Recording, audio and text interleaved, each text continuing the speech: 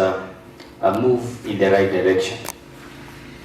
Mr. Speaker, it may occur to you that we've been having several pending projects, not necessarily white elephants, but a considerable undertaking has not been done to them. This committee approved 10 million shillings for the completion of Thura Bridge, which connects at least 2 wards or 3 wards. And I believe this is a project that has been pending for entirety. But this assembly, this committee, was able to consider that as a project that needs completion to serve our people.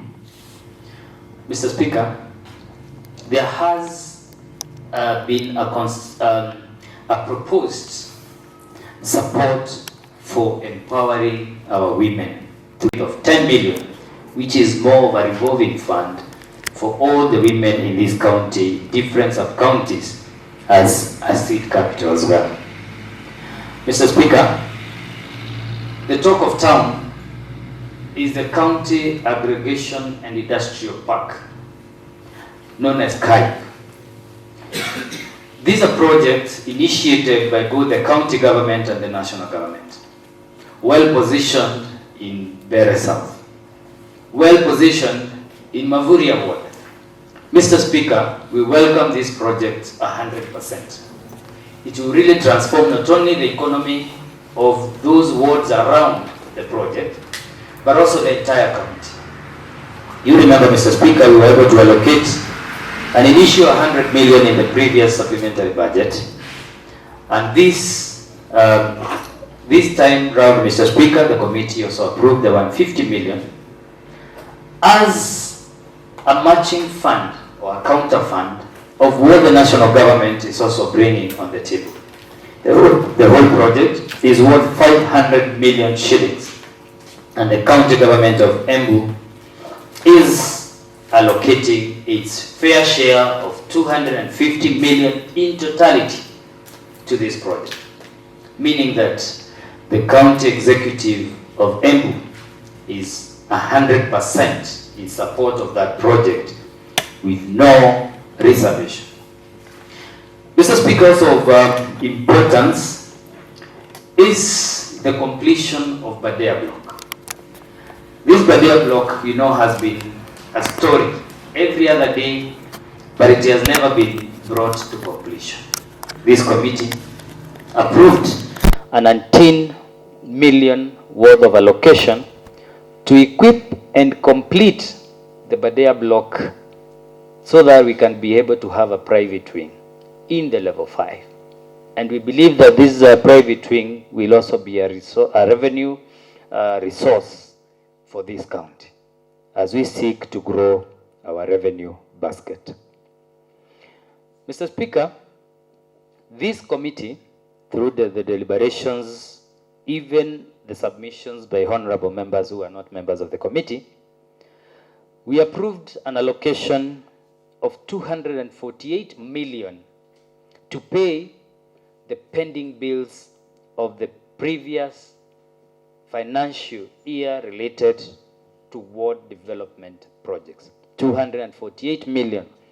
So that going forward in the spirit of our governor's vision to ensure that we don't have future pending bills relating to this current administration. So that was catered for. Mr. Speaker, as well, on the drilling rig that we allocated amounts, we also allocated an extra 28.5 million to ensure we have new boreholes. They've been equipped and also installed with the solarization equipments, a total of around 25 new boreholes for this financial year. So I know that could be also good news for my brothers and sisters in the lower region. Mr. Speaker, I know the report is available. What I would wish is that this Honorable House adopts this report, considering that we're also short of time and we need to ensure that we also However much we are not reinventing the wheel, ensure that the county government of Embu moves in a speed that is matching our excellency, the governors. Speed matters, project implementation matters, lobbying, and matters also revenue collection. So by that mere submission, Mr. Speaker, I would propose my able Vice Chair to second the motion. Thank you. Thank you, Mr. Speaker, sir. For the well-being of this county, I second. Members, I now propose the question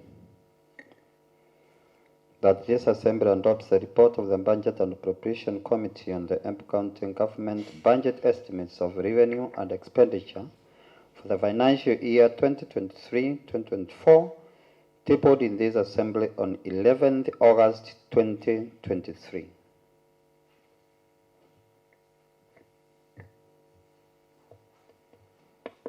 Yes, Honourable Masters.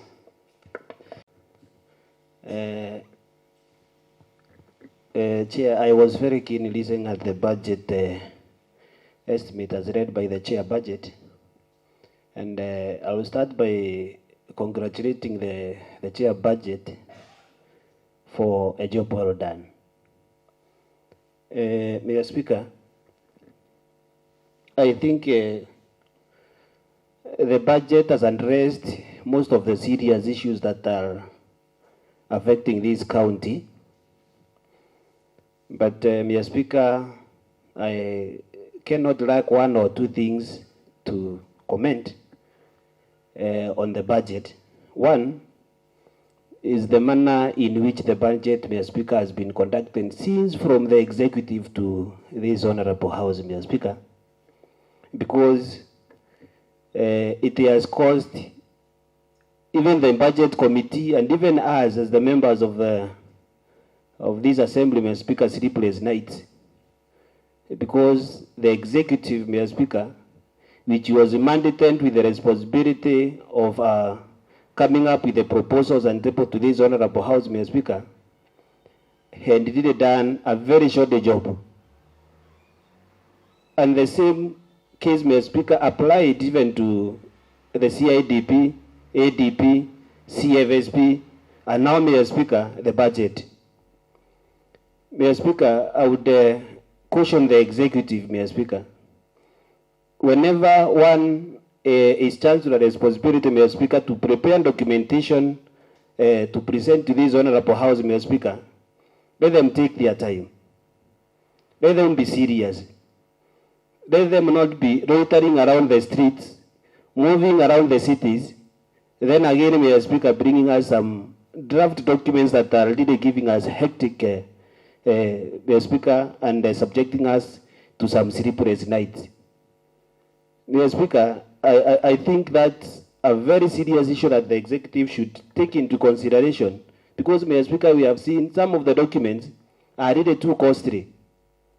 There is a document, Mr. Speaker, which was tabled here costing us about 15 million? But Mr. Speaker, we could do it within 2 weeks, free of charge, at no cost, only our salaries.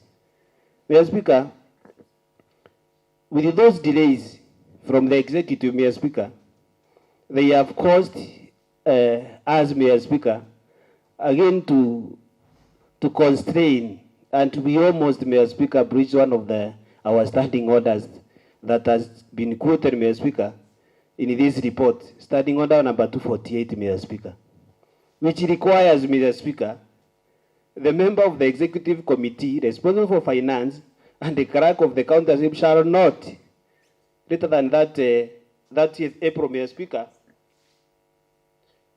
submit to the county assembly budget estimates and related document, Mr. Speaker, specified in this law for the county executive and the county assembly.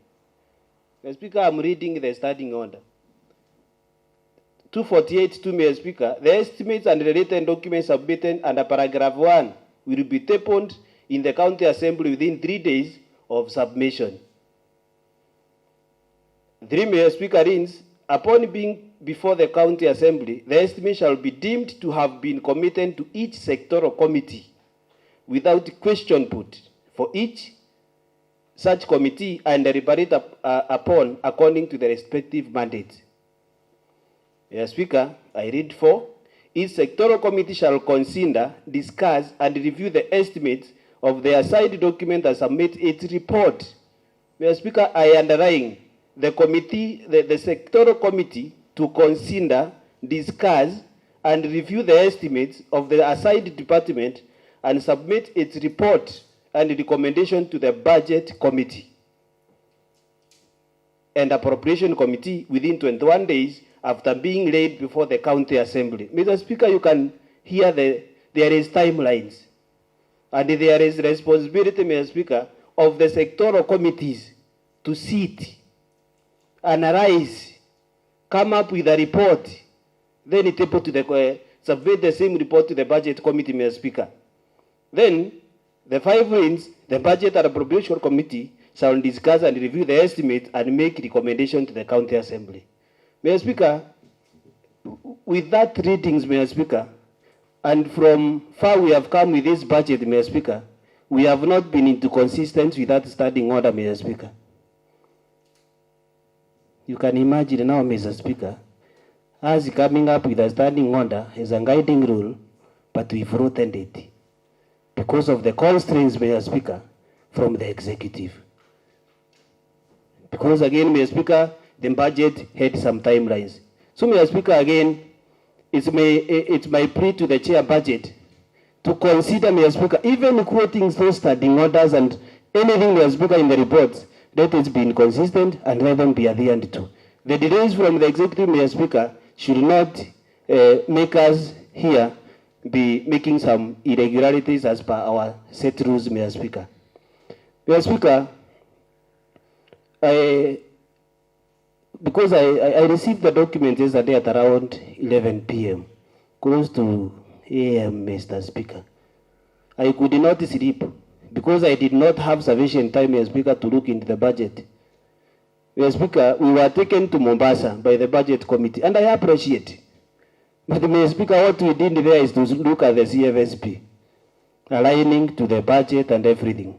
Then us and the honorable members, Mr. Speaker, came back and left the entire work with the budget committee. So, Mr. Speaker, those of us who are not in the budget committee, Mr. Speaker, are straining to understand this document because it was sent to us late night. And now, Mr. Speaker, we are here contributing. Thank God, Mr. Speaker, we are all learned. We were able to peruse very fast and see what it contains. And we have something to say, Mr. Speaker, on the floor. And Mr. Speaker, what I was able to notice, Mr. Speaker, that the Skype has money. Thank you, Chair, for allocating money for the Skype. Mr. Speaker, I also noted that our notorious bridge, Durham Bridge, Mr. Speaker, has money. Thank you, Chair, for allocating money for that Durham Bridge. But, Mr. Speaker, I want to put a disclaimer. We have been allocating monies to that bridge for the last 3 financial years, but it has never been constructed. Always the money are removed during the supplementary budget. I want to call upon the executive, Mr. Speaker, the 10 million that has been allocated there to be committed, Mr. Speaker, with immediate effect because we are experiencing a lot of difficulties at Idura, Mr. Speaker. The former constructor, Mr. Speaker, only blocked the road with some concrete walls. Now, Mr. Speaker, it is inconveniencing about 12 schools, whereby, Mr. Speaker, especially during the parent days of schools in Momenje, schools in Kiambere, and some schools in Mavuria, Mr. Speaker, you can now imagine a parent paying for 50 shillings with a border bond, Mr. Speaker, to pay the owner of the land so that he can access the school, Mr. Speaker. That, Mr. Speaker, is the seriousness in that bridge, and I think the executive will take it with the seriousness, Mr. Speaker, so that we can relieve the constituents from those areas. Mr. Speaker, I was very keen to look whether we have some funds for water. Because, Mr. Speaker, from this month, for those of us from the lower side, These are the hardest months that we ever had in a year. The month of August, September, October, and some parts of November, Mr. Speaker, when we are, Mr. Speaker, expecting to receive some rains. Mr. Speaker, when I was producing the document, though I'll get an opportunity, Mr. Speaker, to read it thoroughly, because this is not the end of the journey. I was able to see there are some monies allocated for some boreholes. And the leading rig of operationalization, Mr. Speaker, has some money. I also have something to thank the chair and the committee for that. But Mr. Speaker, again, let the rig be purchased. Because we were talking of the same machine in the supplementary budget. Let the minister concerned or the chief officer, Mr. Speaker, to fast track the process so that we can be seeing the rig around, Mr. Speaker, and doing some jobs. I was happy to hear from the chair that the money allocated for the rig and operationalization of the rig and the water, about 28 million, Mr. Speaker. He has just said that we, the people of the lower side, should smile because we have that money. So, Mr. Speaker, during the operationalization of that, I'm expecting, Mr. Speaker, to smile, seeing my people of Kiambere Ward, Mr. Speaker, enjoying 2 or 3 boreholes from that fund. Let it not be that we, from the report, we smile, but when it comes to operationalization, Mr. Speaker, again we start crying. Because there is an need arise, it's where, Mr. Speaker, that has given me some spirit, Mr. Speaker, to support the budget fully. Again, Mr. Speaker, as I have seen that these are the hardest months for the lower region, Mr. Speaker, I was happy to see some allocation of about 15 million for the emergency fund. Mr. Speaker, that emergency fund, the months that I have just mentioned, Mr. Speaker, may call upon the emergencies to rescue the lower region with some foodstuffs, Mr. Speaker. We have not harvested. And actually, Mr. Speaker, those who had some opportunity, Mr. Speaker, to enjoy something, they just ate their food or their plants, Mr. Speaker, at their chambers, Mr. Speaker. So I don't know if hunger will not amount to an emergency in this county, Mr. Speaker. I'll be waiting to see that which will be an emergency when it comes to operationalization of that money. Because, Mr. Speaker, we really need to walk the talk and stop, Mr. Speaker, doing some things just to please the people, some quarters, Mr. Speaker. So I'm calling upon again, Mr. Speaker, the executive to consider doing some analysis and surveys across the world, across the county, Mr. Speaker, so to see the areas that money can really be spent to rescue the people of this county, Mr. Speaker. And Mr. Speaker, another thing that I have noted is the allocation of 100 million as a block figure, Mr. Speaker, to consider some roadworks across the world. Mr. Speaker, I think the chair had wisdom, Mr. Speaker, to put that money as a block. Mr. Speaker, because again, it is the responsibility of the governor to do developments according to his manifesto and the community outcry depending on where the need has arisen. But Mr. Speaker, again, I would like to put my voice that such huge amount of money in the spirit of raising revenue that we've just estimated, Mr. Speaker, to an approximately 750 million. Let the executive, Mr. Speaker, consider investing that money, Mr. Speaker, where we are likely to generate some revenue. Let us have that money, Mr. Speaker, doing rounds, Mr. Speaker, ending to where the sand is being harvested, because it is through sand harvesting when, Mr. Speaker, you can get huge amounts of money from the sales collection, Mr. Speaker. Because, Mr. Speaker, if we don't do good investments, again, we are not likely, Mr. Speaker, to achieve our revenue targets. And, Mr. Speaker, on that note, Mr. Speaker, I want to caution ECRA, Because, Mr. Speaker, when they sleep on their jobs, we are likely to come back in this honorable house, Mr. Speaker, crying. Because it is their responsibility to ensure that we have reached our target of 750 million as a own source revenue, and even surpass, Mr. Speaker, those targets, so that we can have an enjoyable, Mr. Speaker, supplementary budget of supplementing the surplus. Mr. Speaker, and I can say much, Mr. Speaker, but again, I was happy to see money for drugs, our healthy facilities. The budget, Mr. Speaker, is not very bad. Only that, Mr. Speaker, we had a lot of difficulties coming up with the same budget orchestrated, Mr. Speaker, from the executive. And with those many remarks, Mr. Speaker, I wish to thank the chair, the committee, and I support the budget. Thank you. Thank you, Mr. Speaker. I'm not Honorable Molina, I'm Yvonne. Then why have you, why do you want to contribute if you are not Honorable Maureen? Honorable Yvonne? Okay.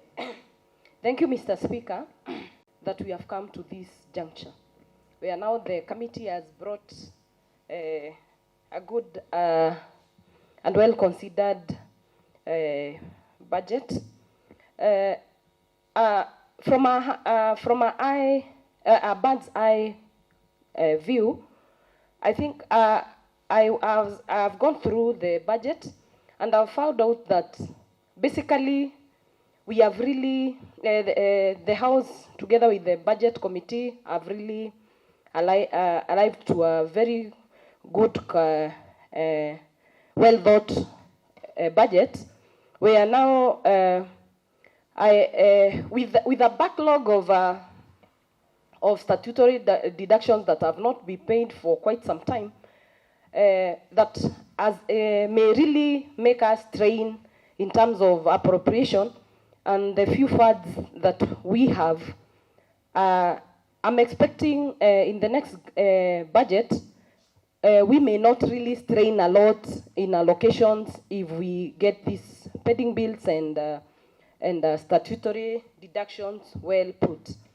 I am also a very happy woman today to see that Embu Level 5 has been taken as a standalone entity. We are now, we all know that most of our people and even the outcasts of this county come for help.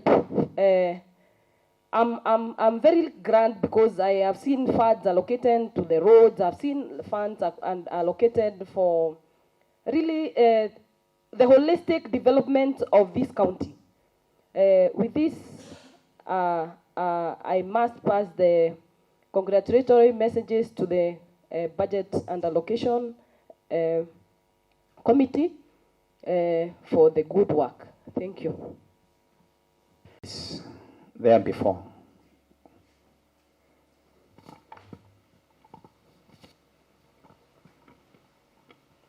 Thank you, Honorable Speaker, for this committee under the able chairmanship of one Honorable Johnson.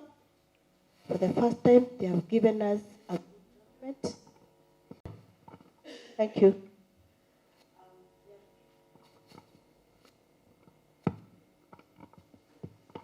They have given us an actual budget for this county behind.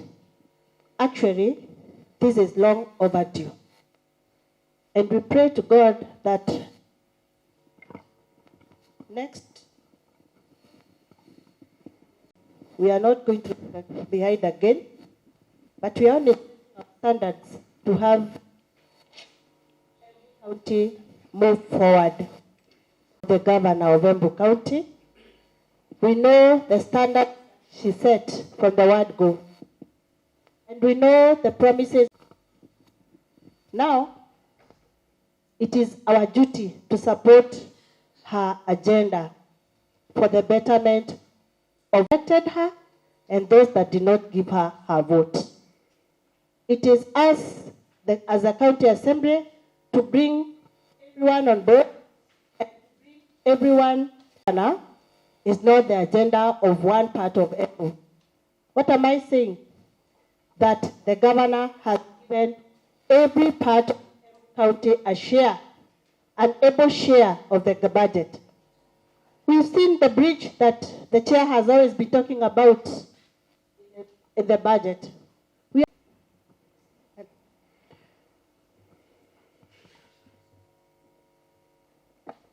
We have seen the governor dividing, and not to let the governor down, but work.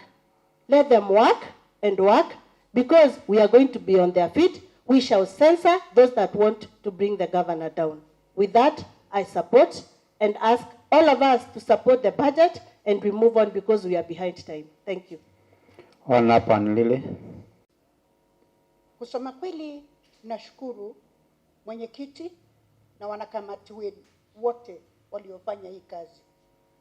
Ilikuwa tu juzi nilikuwa nikisema nikipewa kiti chochote niwe mwenyekiti, nisipewe ya budget. Juu nimeona vile wamezunguka wakizungushwa, lakini mwishowe mumefaulu. Pongezi. Kuku mgeni wiki mjini. Nikiwa Mheshimiwa Ann, sikujua vile budget hufanywa. Nilikuwa nikitarajia vile tulienda Mombasa itapita. Hatukujua. Tukazunguka, tukazunguzana. But at least leo nimeona vile iko. Nitashukuru upande wa elimu. Nimeona tutapata kitu. Na ninaamini ya kuwa itakamilishwa vile imepangwa. Ashanga iko Mavuria mahali nimetoka. Namshukuru gavana wetu na waliopanga hiyo mpango. Niko na jambo moja tu ambalo linasumbua speaker wetu. Vile hiyo bajeti imepangwa, kama itaendelea ilivyopangwa, itakuwa vyema. Na vile nimeona kila sehemu imepata kitu. Ikienda hivyo, matarajio yetu iwe vile tulivyoisoma. Nilisoma jana, hata ingawa sikuelewa na kwingine, lakini aliposoma nimeona vile inamaanisha. Wacheni tupitishe. Tumeimba wimbo na korasi yake. Wacha tuimalize kesho ili turudi mashinani tukafanye kazi. Nimeshukuru sana kusikia Wandi iko na pesa. Kwa hivyo tukirudi kule, matarajio na mipangilio na mipango iende ikahusishwe, ili wenzetu raia yale matarajio walikuwa kitarajia kutoka kwa gavana yetu ikitekelezwa, Embu yetu haitakuwa vile. Nimepitisha na nimeunga mkono. Motion of this budget, Mr. Speaker. And Mr. Speaker, first and foremost, I want to congratulate the chairman of this committee, Mr. Speaker, Honorable Mushangi. Mr. Speaker, I was looking, sometimes he was very stressed, thinking what to do. But Mr. Speaker, as a committee, we stand with him. And I want to tell you, Mr. Chairman, you have won. Because the budget in the House today is win-win budget, Mr. Speaker. To the dockets and also to the members of this House, Mr. Speaker. Mr. Speaker, if you had Honorable Master supporting the budget, Mr. Speaker, we can now walk out and go home, because Mr. Speaker is very controversial. And he leaned the budget each and every part, Mr. Speaker. And he has supported the budget, Mr. Speaker. So the budget is good, Mr. Speaker. Mr. Speaker, I want to say this budget... Point of order, Mr. Speaker. What is it? You see, Mr. Speaker, the majority leader, Mr. Speaker, is using some terminology, Mr. Speaker, that are confusing me. I don't know whether he is insulting me. I don't know whether, Mr. Speaker, he is praising me. Because now the controversy, I would wish to understand where the controversial is, Mr. Speaker. Mr. Speaker, and I know the people of Kiambere could not elect Mr. Speaker a controversial person. And Mr. Speaker is the end of the government which is bringing us problems here. Is he trying to support the issue from the government, Mr. Speaker? He was around, Mr. Speaker, crying around that the budget has issues. Was he controversial? The honorable majority leader has been challenged. What do you mean by controversial? Mr. Speaker, I'm congratulating him, Mr. Speaker. Very well. Carry on. Because, Mr. Speaker, Honorable and Master sometimes can make a small thing to be a mountain. But today, Mr. Speaker, I want to congratulate him because, Mr. Speaker, the way he had deliberating this budget, I was happy about it, Mr. Speaker.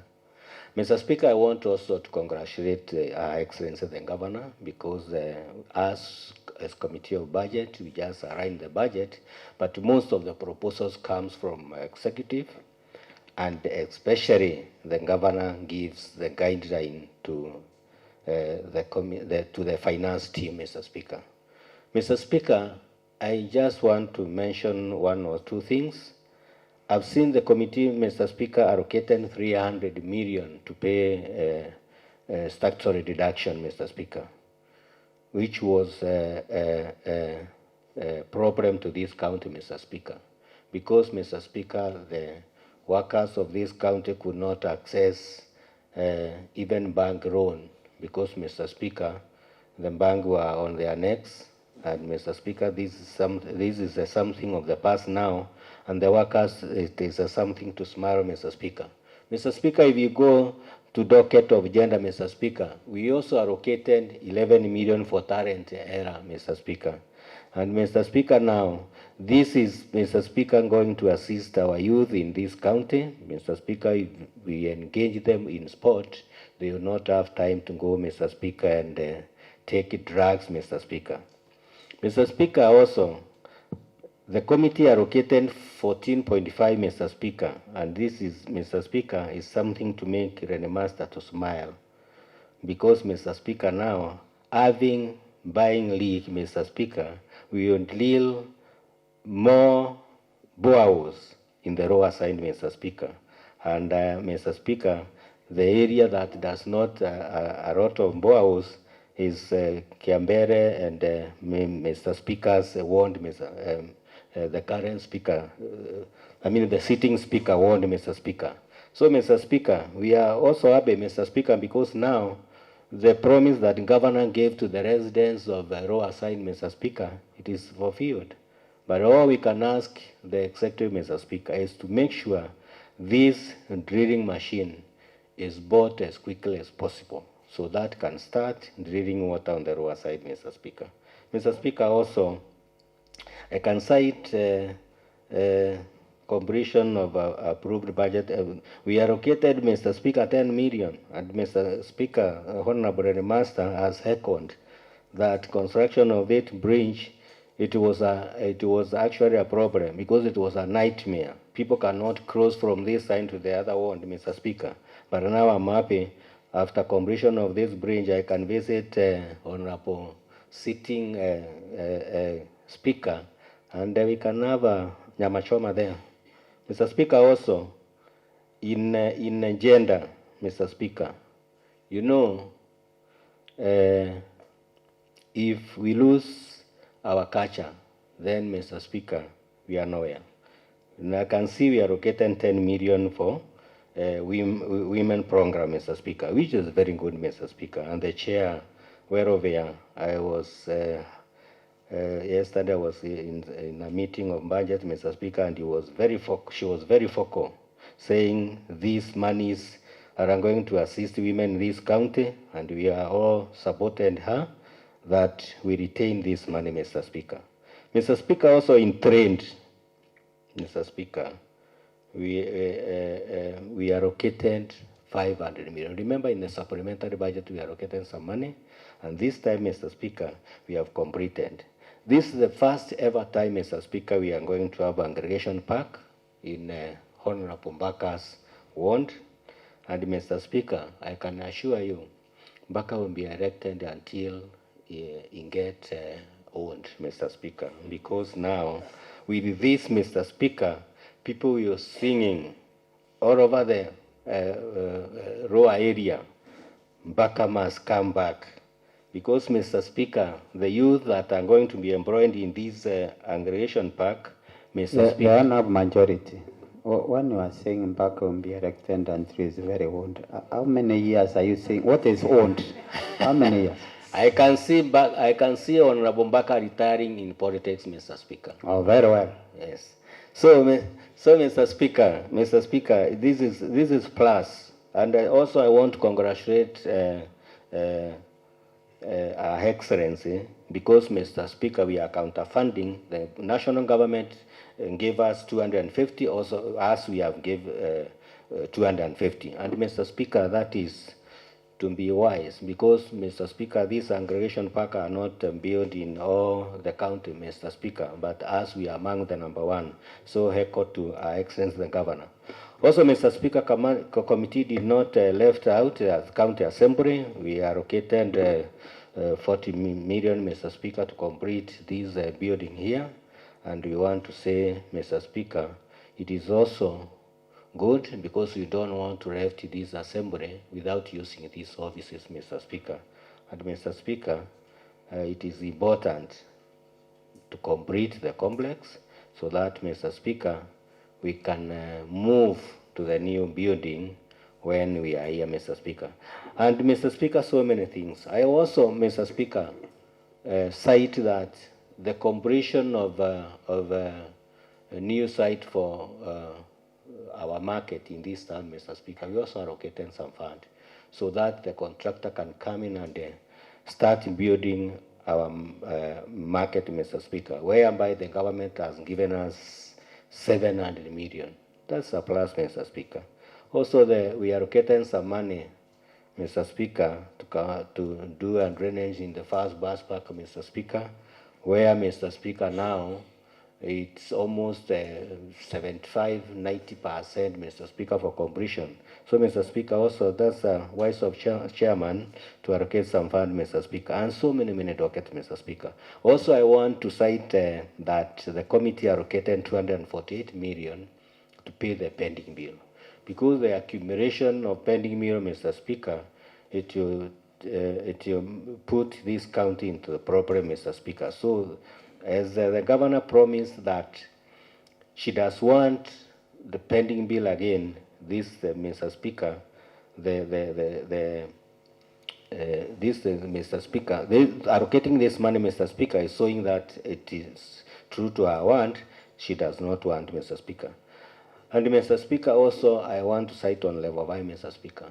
When we were going throughout this county doing campaign, Mr. Speaker, we talked, we want to change level 5 and being a hospital that everybody will be planned of it, Mr. Speaker. We also allocated some fund, Mr. Speaker, and I will say thank you to the governor of doing so, Mr. Speaker. And, Mr. Speaker, all what we can say, Mr. Speaker, because also we have allocated the monies to do the World Development Fund. We want executive, Mr. Speaker.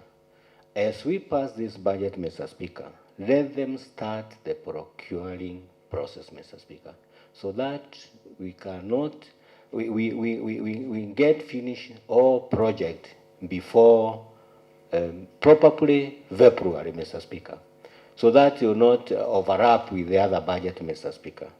And, Mr. Speaker, with that, I support the budget, and thank you, Mr. Speaker. Thank you. I support. Thank you. Mr. Speaker.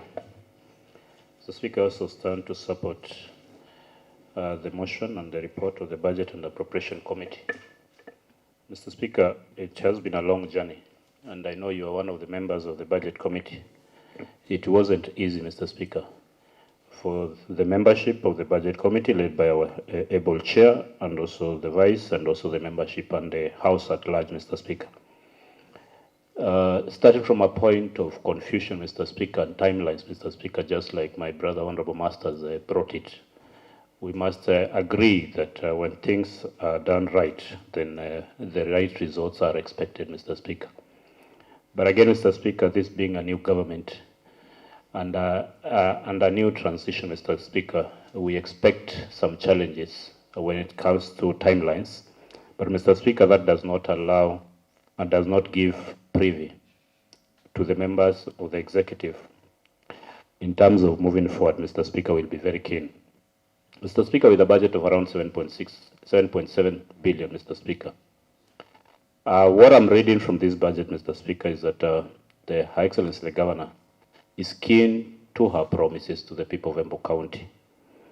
Mr. Speaker, I'm seeing a budget that is well distributed, balanced regionally. Mr. Speaker, I'm also seeing a budget that is keen. I don't see, Mr. Speaker, any new projects that Her Excellency is trying to introduce in this county.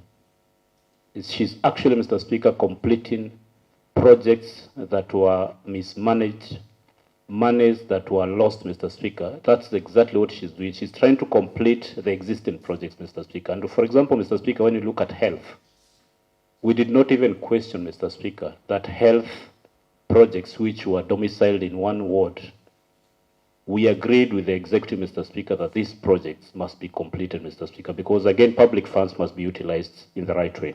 So, Mr. Speaker, if you look at this budget again, it clearly tells you that the governor is keen to make sure that monies are also allocated where we can generate revenue.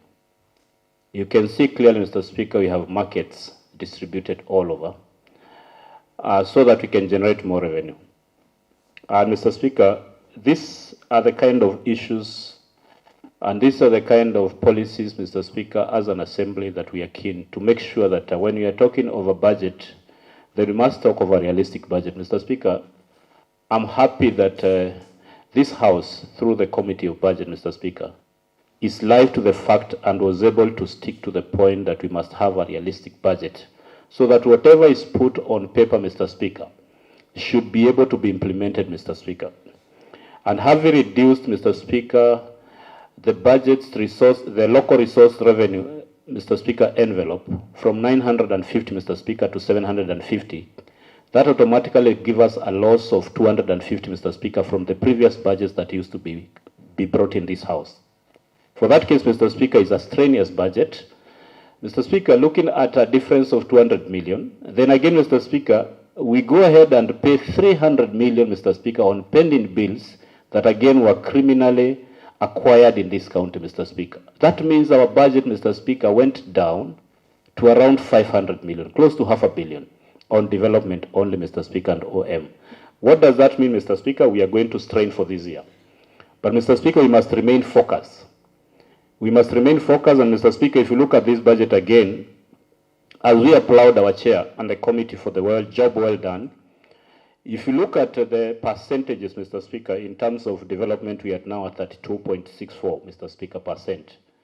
So that tells you there is a great improvement. If you look at the last financial year budget, Mr. Speaker, where we have currently an OM of 18.35%, Mr. Speaker, it means there is a big improvement on the way we want to move this budget, Mr. Speaker. And Mr. Speaker, we are all happy, Mr. Speaker, despite the challenges, that every ward, Mr. Speaker, was able to secure its 20 million ward development equalization fund.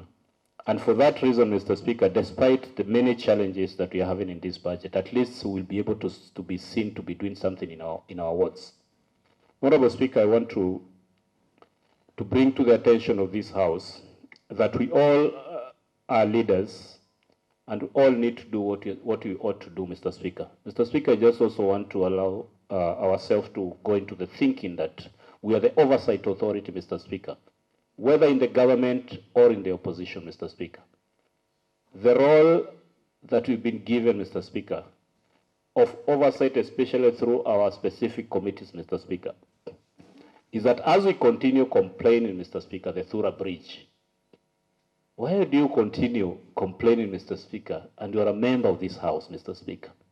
The members that Thura Bridge, Mr. Speaker, are keen that this Thura Bridge is supposed to be a subject in this House, Mr. Speaker, so that we don't see it again.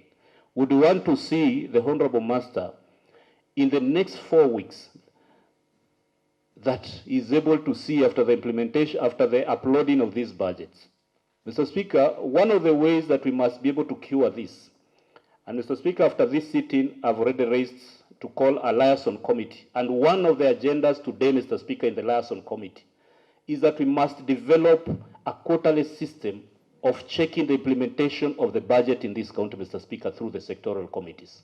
So do wish to see a situation where maybe a through bridge that has not been built is being noted very early in the first quarter, Mr. Speaker, in terms of procurement.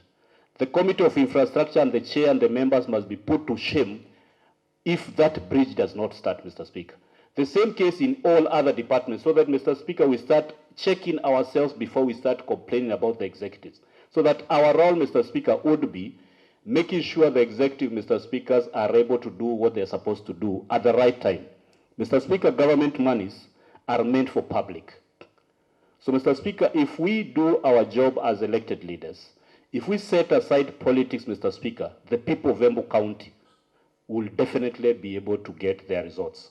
And Mr. Speaker, if you look at what we are talking about, Mr. Speaker, if we are going to have a realistic budget, if, Mr. Speaker, we were able to collect 678 million as a local resource, it means we can easily be able to do 750 and above, Mr. Speaker.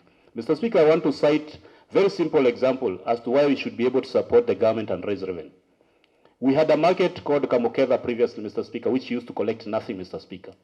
Currently, the last month, Mr. Speaker, in July, that market collected 1.1 million, Mr. Speaker, from nothing. Mr. Speaker, I moved the traders at the back street, Mr. Speaker, and I can tell you by the end of this month, Mr. Speaker, we'll be collecting around 600,000 from zero, nothing, Mr. Speaker. So again, it's also our responsibility, Mr. Speakers, as members to support the executives on revenue-raising measures. If Ishiara is not collecting anything, then you have a reason to ask Honorable Mbowe, what are you also doing to make sure that the executive collects money? Let us also take responsibility. Let Honorable Master tell us what is being collected in his ward. Let all of us, Mr. Speaker, support the government. It is our government, Mr. Speaker. It is for this purpose that we are collecting revenue. Mr. Speaker, there is no government that survives without tax. It is again important that the public of Embu understand that what they give to the government is what goes back to them. Then, Mr. Speaker, if we move all of us as a unit, we'll be able to do oversight because, Mr. Speaker, today, I would not allow any person from ECRA try to eat that money that I've put effort to make sure that is being collected. Then my oversight starts at that point. Then, Mr. Speaker, even as we move forward, there's one thing that we've missed, Mr. Speaker. I don't know when we are going to do it, but I would wish, Mr. Speaker, we are going to assist the Chair of Finance. Because what normally should happen, Mr. Speaker, the Finance Act, the Minister for Finance, Mr. Speaker, should come to this assembly, Mr. Speaker, and explain how he's going to raise revenue even as we continue doing this budget, Mr. Speaker. If that is not done, Mr. Speaker, we'll continue lamenting, Mr. Speaker. Let the executive do what he's supposed to do. Let the minister come and tell us when he says that when you give Aberdare this kind of money, when you convert it into a private wing, then we expect to get this kind of money. We want those projections, Mr. Speaker, as put in this house, so then the Committee of Finance can be able to check, so that the other committee can be able to check the implementation. As the Committee of Finance is pushing, the Committee of PIC and PAC, Mr. Speaker, will be keen to make sure that, again, Mr. Speaker, the audit questions that have been raised, Mr. Speaker, are able to be counter-checked vis-a-vis the documents that we have approved as an assembly, Mr. Speaker. So, Mr. Speaker, I would wish to say that we've had quite a lot to do, Mr. Speaker. But again, if we don't focus, if, Mr. Speaker, we lose it at this first budget, because the other budget, Mr. Speaker, we only did a supplementary. If we miss it here, Mr. Speaker, trust me, Mr. Speaker, we'll miss it for the next 4 years. So we would rather fight at this point, make sure, Mr. Speakers, structures are being observed, make sure, Mr. Speakers, that we do our oversight from our heart without politics, Mr. Speaker. And any CEC, Mr. Speaker, that is not able to project to do what it's supposed to do as a CEC, Mr. Speaker, we want those members, the standing orders provide, Mr. Speaker.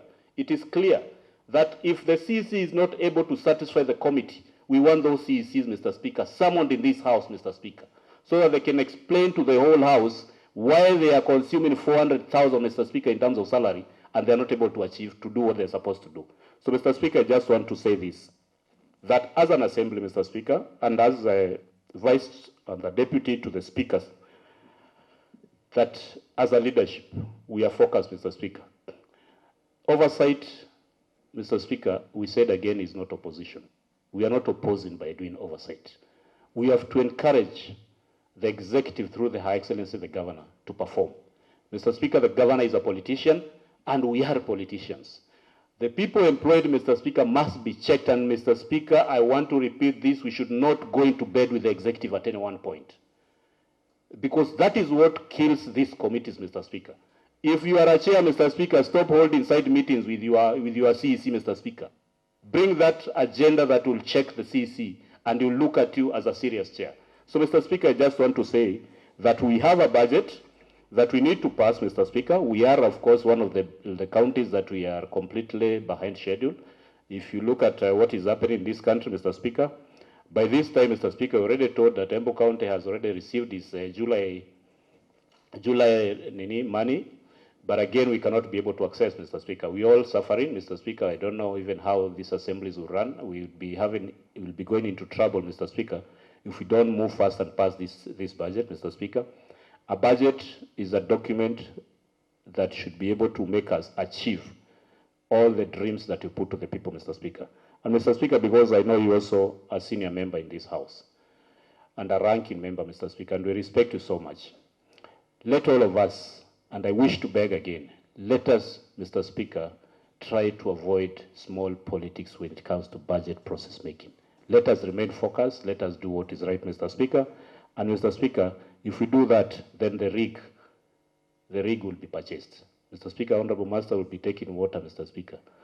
We will be drinking water from the rig, from the borehole that actually I will make sure I bring a motion and tell the CEO of Finance, the CEO in that department of the CEC to make sure in his compound we've done at least to make sure that the people of Kiambere, when they visit him, Mr. Speaker, they can also take a cup of water. Thank you, Mr. Speaker, I support. Mr. Speaker, every journey starts with one step. And Mr. Speaker, like the Deputy Speaker said, the journey has been long, quite long. Because, Mr. Speaker, by law, we should have passed this budget as at 30th June. But we are doing it in August, Mr. Speaker. But we all agree that there was nothing better that would have been done other than what we have done. Mr. Speaker, I do not want to repeat what many of the members have said. But, Mr. Speaker, I just want to raise a few issues. And as I say this, Mr. Speaker, I wanted to go on record that all elected leaders in any nation, Mr. Speaker, are elected for the budget. All of the things we say, oversight, representation, CEO, whatever it is, all those things are answered through the budget because people get services through funds allocated through this law that we are dealing with today. And, Mr. Speaker, I just want to raise the following issues. One, in this budget, Mr. Speaker, you realize there is a lot of money from the national government or elsewhere that is coming as a conditional grant. Mr. Speaker, I am a second-time member in this House. And, Mr. Speaker, we have had millions of shillings coming through conditional grants. An example is the Nagi project. There's another that is coming in. What is it? NAVCDP is that thing. I don't know how to pronounce it. NAVCDP or whatever it is. We have money called FLOCA. We have other monies for locust. We have money for climate change. I don't know. All these conditional grants that are coming to serve the people of Embu County. Millions of shillings, Mr. Speaker. In the previous years, Mr. Speaker, we have not seen or felt the impact of these monies in our societies. And this time around, Mr. Speaker, I would wish that this House takes it as a priority that now our key oversight role will be to oversight the conditional grants, Mr. Speaker. There's no need, Mr. Speaker, of appropriating millions of shillings in the budget, Mr. Speaker, and then you cannot see and you cannot feel what these millions are doing. Yet, 20 millions in terms of equitable fund for the wards, Mr. Speaker, can be felt and is seen in the wards. You can say, this road was done, this was done, but the millions that come in terms of conditional grants, Mr. Speaker, we need now to feel the impact of that. Mr. Speaker, I want to challenge my colleagues, and especially those of us that are chairmen or chairpersons to the sectoral committees, that we have in the past concentrated so much on oversighting the development part of the budget, Mr. Speaker. Yet, Mr. Speaker, we allocate millions of shillings as operations. Is it O&M? Is it? It's called O&M, Mr. Chair Budget. And this O&M, Mr. Speaker, is the money that is supposed to facilitate the development. We forget that the use of this money, and Mr. Speaker, you remember in previous supplementary budgets, it is the O&M that we in most cases we supplement.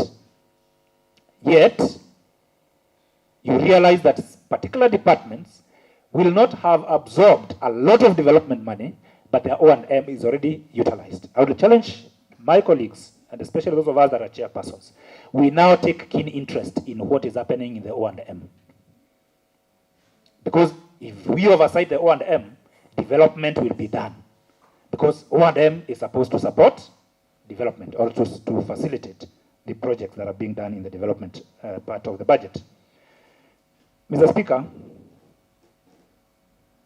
it is true in our report, because I'm a member of the budget committee, we were not able to allocate funds for many of the pending bills that were inherited from the previous government.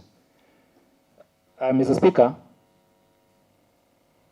I would wish to challenge the executive, because we are aware that a kind of investigation was done to establish how genuine those pending bills are, to provide that information to this House, so that again, Mr. Speaker, we also do not endanger this county in terms of people going to court and unnecessary litigation, so that now we can be able to establish which are the genuine pending bills that have been established by the investigating committees. So that, Mr. Speaker, in the future, we are able to provide guidance into the payment of that which will be established as a genuine pending bills. Otherwise, Mr. Speaker, we shall be sitting on some trouble for the future. Mr. Speaker, the issue of HR in this county has been a thorn in the flesh.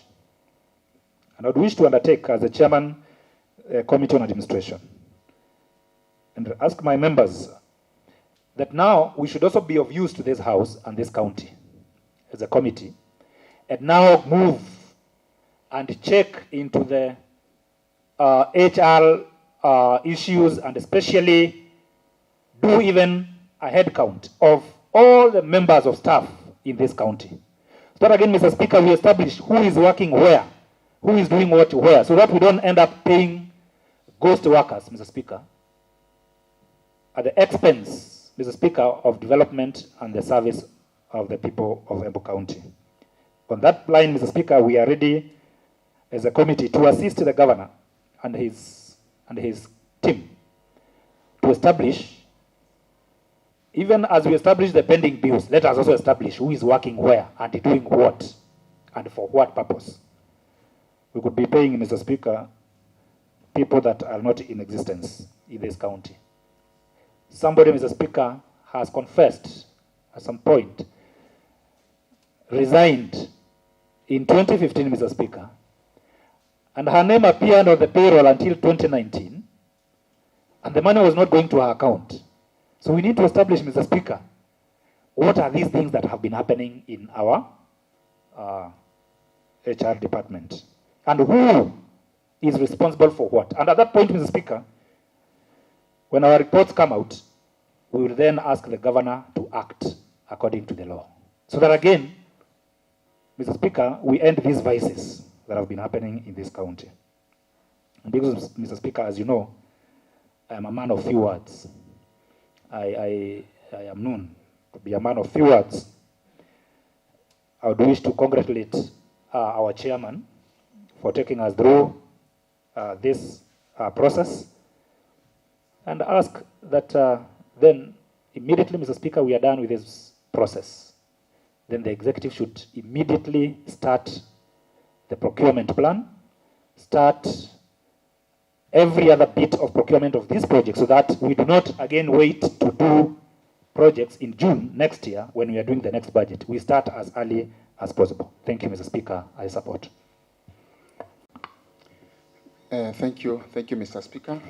Firstly, I want to thank the committee chair for the very good work done, and also the committee, Mr. Speaker. I know they have taken quite good of their time, Mr. Speaker, dealing with this document, Mr. Speaker. Mr. Speaker, it has been a long journey, a tedious one, and also a difficult journey, Mr. Speaker, since February this year when we started this process, Mr. Speaker. And it was also difficult, especially when dealing with a CEC. When you tell him something, he always says that he's aware. So it was a bit of a difficult journey, but Mr. Speaker, at least we are there, Mr. Speaker, and we appreciate that after that long journey, we've been able to come up with a workable, realistic budget, Mr. Speaker, and that is going to unlock the work, Mr. Speaker, the development work of this county, Mr. Speaker. Mr. Speaker, I think for the first time, my people from the lower side, Mr. Speaker, and especially from my free have something to smile on, Mr. Speaker. And Mr. Speaker, when they see something very new and with a very big allocation, Mr. Speaker, for the first time, Mr. Speaker, since we got devolution, Mr. Speaker, we've not got this kind of allocation, Mr. Speaker. 250 million, Mr. Speaker, from the county is not a mean achievement, Mr. Speaker. And we promise, Mr. Speaker, a chairman, that the money is going to get into good use, Mr. Speaker. We appreciate that, Mr. Speaker. And also, we appreciate the governor, Mr. Speaker, because if it were not for her, Mr. Speaker, to agree to bring that project there, Mr. Speaker, I think it would not have happened, Mr. Speaker. Mr. Speaker, also notable in this budget, Mr. Speaker, is for the first time, Mr. Speaker, we are taking care of our youth, Mr. Speaker. We have allocated quite a chunk of amount of money, Mr. Speaker, for our talent, 11 million, Mr. Speaker, which is good, Mr. Speaker, for our youth, Mr. Speaker, who are sometimes idle before joining college, Mr. Speaker. And we want to harvest from their talents, Mr. Speaker, and also, and those who have seen during occasions, Mr. Speaker, these are people who are doing very good work, Mr. Speaker. And if we're supported, Mr. Speaker, I think they can do even better, because nowadays, even talent is a livelihood, unlike maybe in the class only, even outside, Mr. Speaker. I think these are some of the activities, Mr. Speaker, which will keep our youth busy, Mr. Speaker, and also keep them from the abusive activities, Mr. Speaker, and influences, Mr. Speaker. Mr. Speaker, also, notably, there is the Women Fund, Mr. Speaker, which the Vice Chair, Mr. Speaker, 44. Seriously, Mr. Speaker, to make sure that the women, at least for this year, Mr. Speaker, they get something to smile on, Mr. Speaker. And I'm happy she's also a woman taking care of the women, Mr. Speaker. And just like the majority leader is saying that Mr. Speaker will retire in this, is Mr. Speaker, that lady would also live to be loved by many, Mr. Speaker, because she's a lady cares, Mr. Speaker, for her colleagues, Mr. Speaker. But next time, Mr. Speaker, I'll thank the chair, Mr. Speaker, because gender is about the issue, Mr. Speaker. It's not just about women. It's also including men, Mr. Speaker. And we have seen so many lost men around here, Mr. Speaker, because of drug abuse and other negative activities, Mr. Speaker. So, Chair Kaidri, in our next budget, why don't you consider at least something for men, Mr. Speaker, so that as we can as well smile, Mr. Speaker, as you are smiling, Mr. Speaker. But this was a good move, Mr. Speaker, and we applaud it, Mr. Speaker.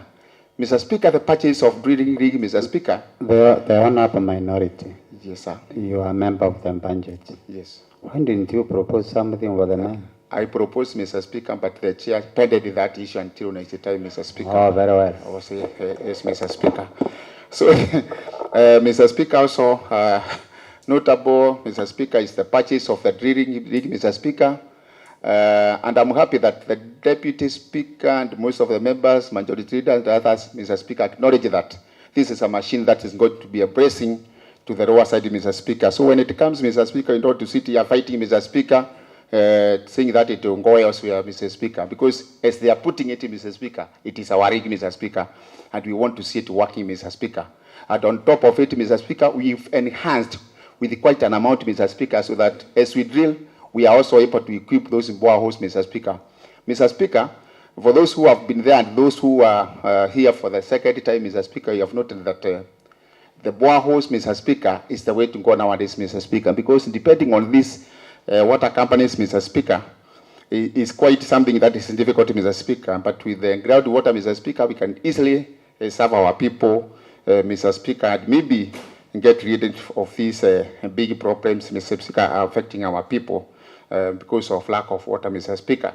Mr. Speaker, also notable was the provision of quite a big amount for our community health promoters, Mr. Speaker. Mr. Speaker, I've been a champion for this cause for quite some time, Mr. Speaker, since 2018, Mr. Speaker. And I am happy, Mr. Speaker, for the first time to see that these people who are very important for our health, Mr. Speaker, and especially for primary health care, Mr. Speaker, at least they will be getting something, Mr. Speaker. Mr. Speaker, these are people who have been working for nothing, Mr. Speaker, for so many years, Mr. Speaker. And for the first time, Mr. Speaker, at least they're going to want something, Mr. Speaker. And we are also happy, Mr. to note that they are also going to be supplemented. The amount is also going to be supplemented by the national government, Mr. Speaker, so that, Mr. Speaker, they can also be taking something home, Mr. Speaker. Mr. Speaker, also, there is quite an amount of money, Mr. Speaker, 100 million for opening, grading, and also maintenance of road, Mr. Speaker. Mr. Speaker, okay, we left that block of money, Mr. Speaker, for the governor to use our wisdom, Mr. Speaker, but I am very sure that the wisdom of the governor will just dictate that she takes that money to assign, Mr. Speaker, where we have only managed to open only 40% of the roads, Mr. Speaker. So if we take this kind of amount, Mr. Speaker, and maybe we can get quite an amount of it, Mr. Speaker, it will supplement what we are doing there, Mr. Speaker, with the water fund, Mr. Speaker. So, Mr. Speaker, it is important for the majority leader to note that this money should go directly to the ones in the lower side, Mr. Speaker, where every one of us is hey, and we also need to improve that place, Mr. Speaker, because very soon we are also going to buy, some of us from the upper side, Mr. Speaker, we are also going to buy sharpers there, Mr. Speaker, because with the coming of the KIPE, Mr. Speaker, I know most of us, those who are business-oriented, Mr. Speaker, we are moving there to get sharpers, and we need to move through good roads, Mr. Speaker. So if we can get this kind of money, Mr. Speaker, we'll make sure that when you come to Mafuri, at least you get smooth road, Mr. Speaker, and there will be no hassle, Mr. Speaker. So, Mr. Speaker, generally, I can say that the budget was good and well balanced. It's only upon now the executive, Mr. Speaker, and also the department, the concerned departments, Mr. Speaker, to start the procurement process ASAP, Mr. Speaker, so that we don't get challenges. We don't get the challenges we've had this year, Mr. Speaker, of implementing the project when it was too late, Mr. Speaker, causing, Mr. Speaker, pending bills which were not paid, Mr. Speaker. Pending bills which have been causing a big problem in this county, Mr. Speaker. So, Mr. Speaker, I think the process should start immediately after we approve the budget, Mr. Speaker, so that at least by December, we'll have done something, Mr. Speaker. And I think with that, Mr. Speaker, our main role of oversight, Mr. Speaker, will come hard, Mr. Speaker, so that we are also keen on whatever is going to happen, Mr. Speaker, because what we are talking here about here, Mr. Speaker, is just a paper, but we are the people to actualize it, Mr. Speaker. We want to see it on the ground, Mr. Speaker, so that it forms a true reflection of our wishes, Mr. Speaker. With that, Mr. Speaker, I support. Thank you. Actually, this is an inclusive budget, and it is catering for everyone. I've seen that we have Even the in disability support 2.5, which means this money will go directly to support the disability people in Embu County, in that they will do the assessment of these people, identify them after they have identified them in the wards, and that we will be able now to actually know the number of these people per ward, which is very, very, very good. We are having around 30,000 disabled people in Embu County, and those who are seen in years census were around 23,000.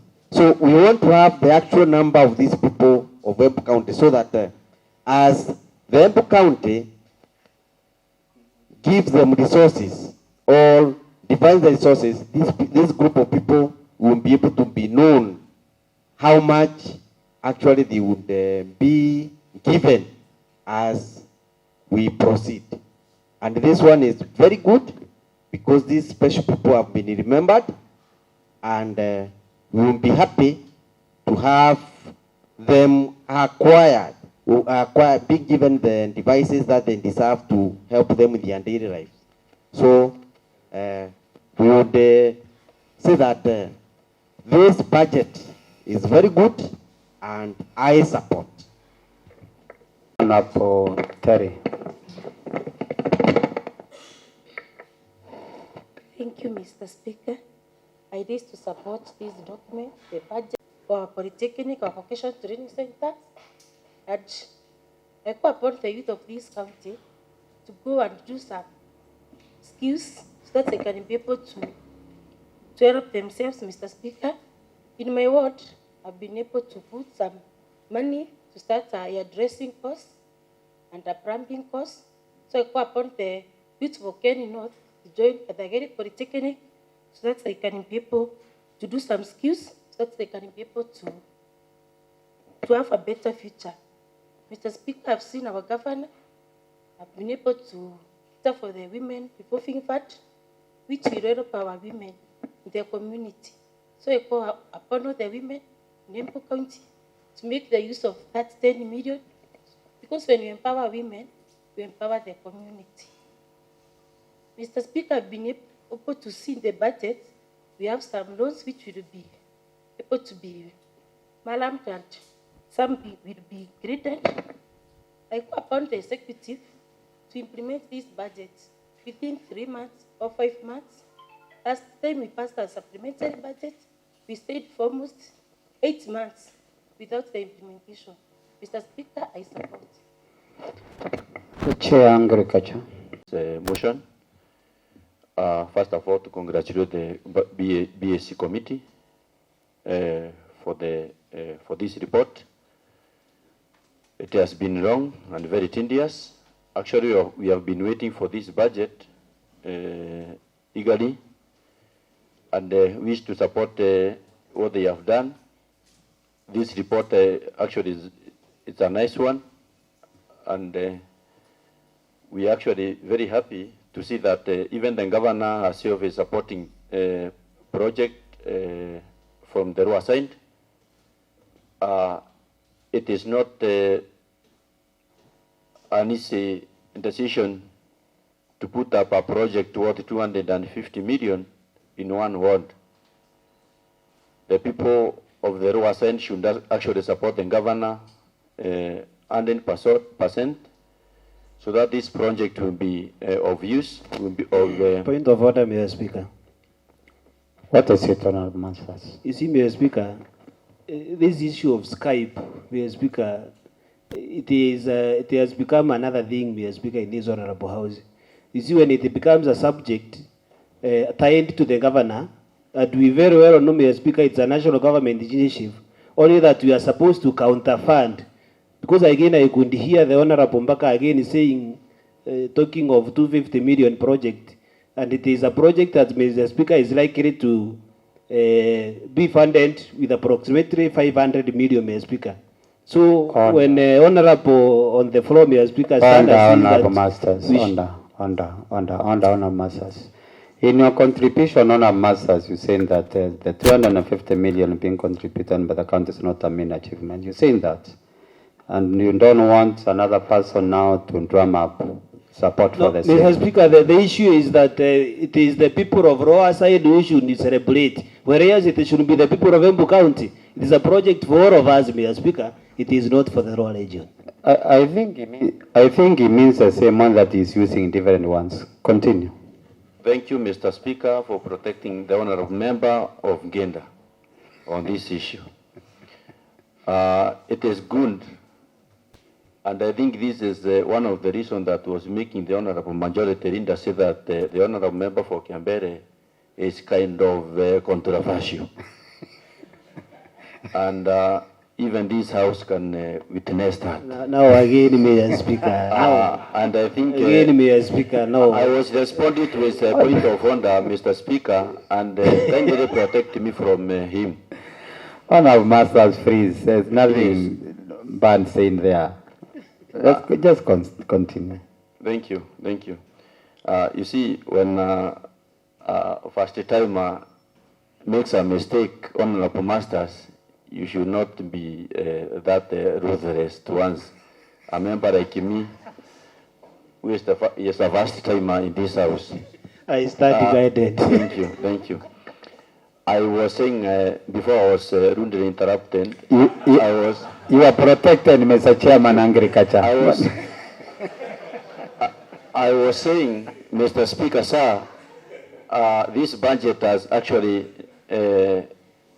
has been very equitably shared by the people of Embu County, and the people of the Roa Sign should actually support it, and especially when we come to the implementation time, so that we can be sure of what we have allocated to different departments that will be actualized during the implementation. Of importance to note, Mr. Speaker, different regions have different challenges. Most of the project from the Roa side, actually we have been spending, and we are intended to spend a lot of money, maybe to save our people from the issue of water shortages and drought in that region.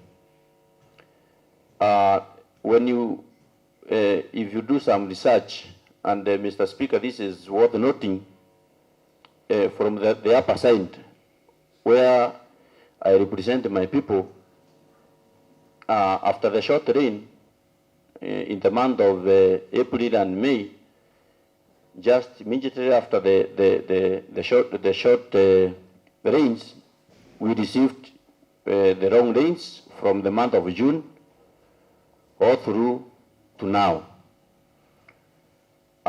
This has caused damages to our roads, including some of the roads that were made or rather were maintained during the last budget in the month of June. And so I wish even the budget committee, with the knowledge of the budget committee, as they consider the major project in the Roa side, that they may consider the issue of roads that are not even passable in this month from the upper side in the ward of Ngenda ward, Rugoro Gadoli, other wards like Kagare North and Kiani North, where we have been receiving a lot of rain during this winter period.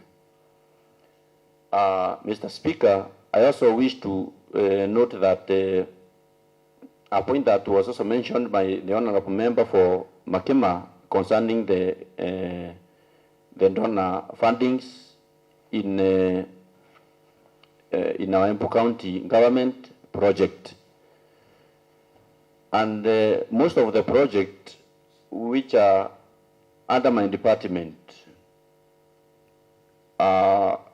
we have been investing in projects that are not viable, in projects that even after we put our seed, the counter fund monies, we are not able to see any good output from those projects.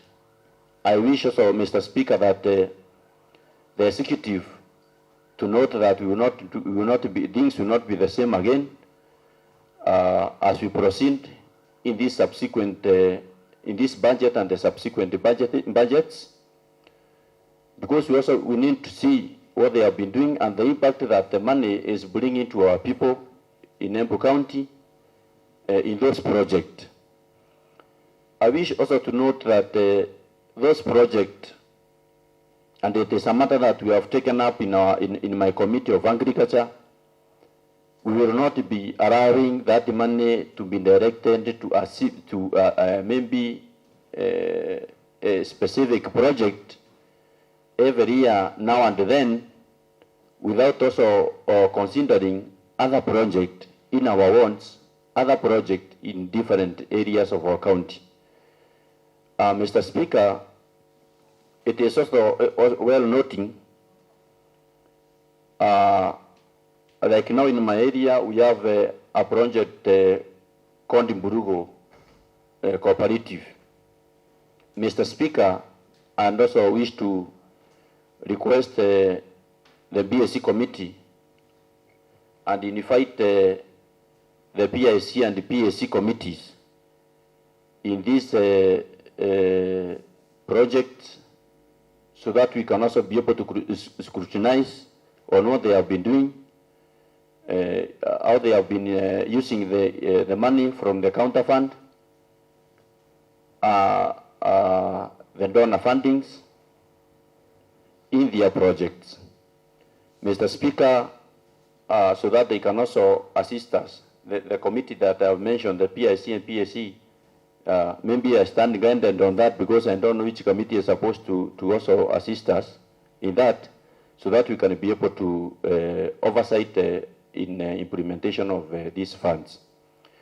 Mr. Speaker, I'm also very happy because Our Excellency the Governor has been lobbying for a project from the national government, including that major project, the CAIP, and others like the Runyenjes KCC, and also the markets in our area, with already some underway or ongoing, like Kirimari market, the Moya market.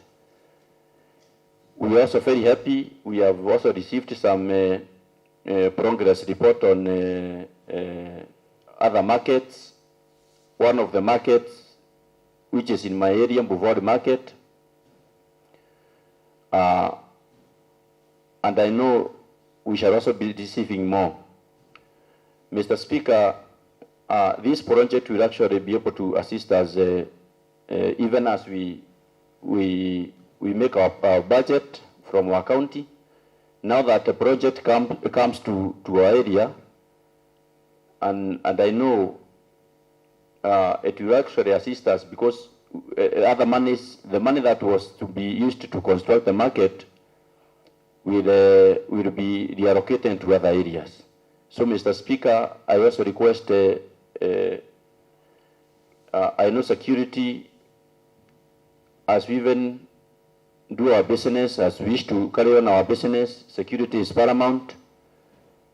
Though it is not even, it is not in our, it is not involved, but we have been doing things that will support intensify security, like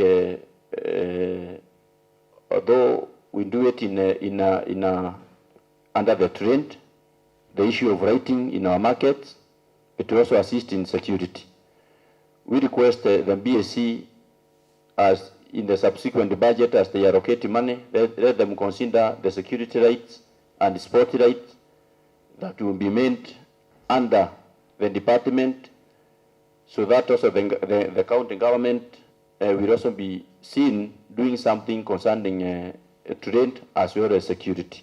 Mr. Speaker, I support. Mr. Speaker, I want to say thank you for the Dhura Bridge. As you remember, Mr. Speaker, Dhura Bridge was a twin sister to Masharamu Bridge, Mr. Speaker, which to some extent we had lost hope of this project being actualized. So, Mr. Speaker, as far as I'm concerned, on behalf of Mbere North people, I feel this was a great achievement because, as you know, transport and communication is key. Having seen that, Mr. Speaker, I hope now this time round, the Committee on Infrastructure is going to be very keen on what is going to be done, because I understand in Dhura, I visited the site, Mr. Speaker, and it was very sad to realize that the people who went to do the work, they had put the stands, the columns, on the, instead of now excavating the level which is supposed to find the hard rock, they had just put it on soil, or rather sand, and that is why the water was able to come and sweep. You can imagine the waste that the county has gone, because now we would have started at a different level. So I hope now the department is going to be serious on this so that it can be implemented. Having seen that, Mr. Speaker, I think the Committee on Budget will realize, as we agreed, that the next budget now we consider Masharamu Bridge, which, Mr. Speaker, fortunately that one did not have any one of their columns knocked down. They are still intact. It's a question of just putting the dikes so that now we can start crossing, Mr. Speaker. And I remember at one point the conversation was the money could not do both. We only needed to do one. So with that, Mr. Speaker, I cannot feel bad when I know one is getting completed and I'm moving to the next one. And I think that is the spirit of a progressive assembly, Mr. Speaker. The other thing, Mr. Speaker, is as we talk of revenue generation, Mr. Speaker, I want to bring to the attention of this House, Mr. Speaker, when we repaired the Karerema Bridge, we agreed together with the Member of Parliament from Mbere North that the sand lorries will not pass there waiting for Masharamu Bridge, Mr. Speaker. That is why you realize the Ifrori roadblocks are collecting very little, and the sand is just intact there, because even what is collected from Momenje, Mr. Speaker, where you represent, the only outlet now will be Masharamu mainly, because the lower Momenje and Ifrori uses the Karerema one, and because now the Karerema Bridge, after repair, the Ministry of Works from Nairobi, Mr. Speaker, condemned the lorries because it had been demolished by the lorries which were full load of sand. So, Mr. Speaker, those are low-lying fruits, Mr. Speaker, so that Masharamu, if it is completed, Mr. Speaker, the same way we used to collect between 60 and 100,000 per day, Mr. Speaker, that is what we could be collecting at Ishiara roadblock, Mr. Speaker. But after checking with them now, Mr. Speaker, we are way below, because we are collecting between 20 and 20 and that, Mr. Speaker, down from 60 to 100. So as we do that, Mr. Speaker, I want to, because we cannot be talking of budget, Mr. Speaker, when we do not talk about how to finance the budget. So that is one area we need to really capitalize on that. And not only sand, which is crossing River Ina, Mr. Speaker. There are quite a number of other things like article and other materials, Mr. Speaker. Mr. Speaker, I want to say I was very particular on the issue of Embewasco treatment plant, Mr. Speaker, which had appeared in the original budget, but at some point it was sacrificed so that we could get the word fund, Mr. Speaker. I want to say thank you so much for the committee, because the ward equalization fund, Mr. Speaker, is very key to elected members, because you realize some areas where we are doing even culverts, where we are doing those more roads, access roads, Mr. Speaker, sometimes it may become very difficult to bring all that stuff to the governor. Mr. Speaker, again, I implore the committee in their own version such that next time we can have this one project return back to the budget in the next financial year, so that the Ishiara people can get water which is clean. Mr. Speaker, one day I took governor around and I told her why I don't wear white shirts. Is because during rainy season, Mr. Speaker, Ishiara water is always very muddy because we do not have treatment plant. So Embewasco just supplies what you can call raw water to the resident of Ishiara market, which is not actually accepted by all standards at this time. Mr. Speaker, one thing that I was expecting to see, but I've seen like it is now not sitting in the budget, was the construction of a new toilet in Trent. Mr. Speaker, when we were doing Kanyombora market rounds, we realized that the toilet was sitting on the road and it was soaked, and all along the department was very much aware. Even when they did presentation, they were alive to that fact, Mr. Speaker. And therefore, that is one area I think something needs to be done urgently, because you realize we cannot have a market where we do not have toilet. And the Ishiara falls the same, Mr. Speaker. Mr. Speaker, there was a bridge that was swept again, and it had been presented, but although it was not funded, Mr. Speaker, I hope in the coming budget we are going to see it. And Mr. Speaker, I want to say thank you so much even to Our Excellency the Governor, because of the project, mega project that we have gotten in this county, which includes the stadium, which includes even the Jokeri Stadium, which we are just about to get, which includes the KAIP at Mavuria, and even the new market at Kirimari, Mr. Speaker. I know that's the direction we need to take. Mr. Speaker, I only now say that there are people also now we need to reach out to those who are in the rural areas, and we look at the areas which, again, can also generate a lot of revenue. Because we have seen through the interventions of even Mirage and so on, we are able even to get more revenue. Mr. Speaker, I want to say thank you for the money provided for the fencing of livestock market at Ishiara, Mr. Speaker. Although it is not enough, Mr. Speaker, because 4 million for fencing of the livestock market, and you know there is Ishiara has the largest number of livestock every Tuesday, because the initial budget was 15 million.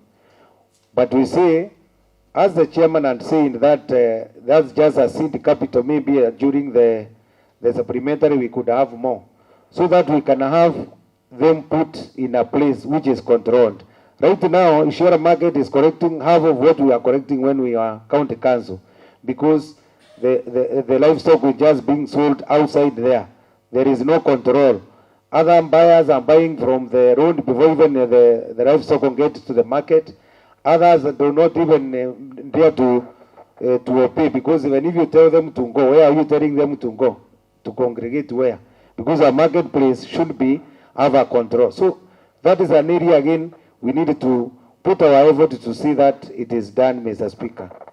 I've also seen some amount for the cold rooms in Ishiara, Mr. Speaker, which is about 2.5 million. This one will go a long way to operationalizing at least one chamber of the mortuary. Although the main budget, as per the people who had come, we were talking of close to 10 million to have the whole compartment working. But we say it's better to even a long journey start with one step. So again, thank you for that, because at least it's going to make one chamber of the mortuary operational, Mr. Speaker. With that, I support. To support the motion of the budget, and I also congratulate the chairman in budget and his committees for job well done for the first budget, because this is our first budget since we have been here. And also I thank the governor because she walked her talk.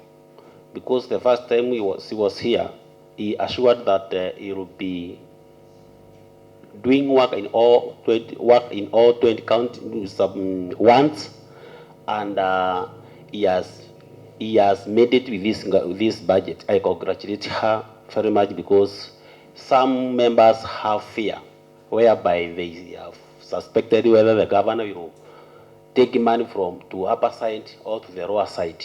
And now I thank the governor because she has confirmed he is the governor of Embu County and the governor for 21. I thank her. And also I thank the budget processing, because I have seen they have touched the most critical areas, where one is health. And I have seen in my ward that Kalajuri dispensary have been considered. We are going to open the maternity. Karumo, we are going to open the male hunt. And also I have seen our market, Karumo market, will be renovated, and so that we can have an open market very soon. So I really congratulate this process of budgeting, and I support the motion. Thank you, Mr. Speaker. Thank you. Rise to congratulate our chair, budget committee, for a budget that is well done, a win-win situation, despite the many challenges that we had, that he really also helped us to take care of statutory deductions of our workers who are demotivated in that in the previous regime, they got a lot of their money deducted for statutory purposes, and it was never remitted. Now that we have that goodwill, which is being seen with our very first budget, I'm sure the county members of staff will feel motivated and they will work hard. The revenue department will collect more money, such that in the next supplementary budget, we will be able to sort out that problem once and for all.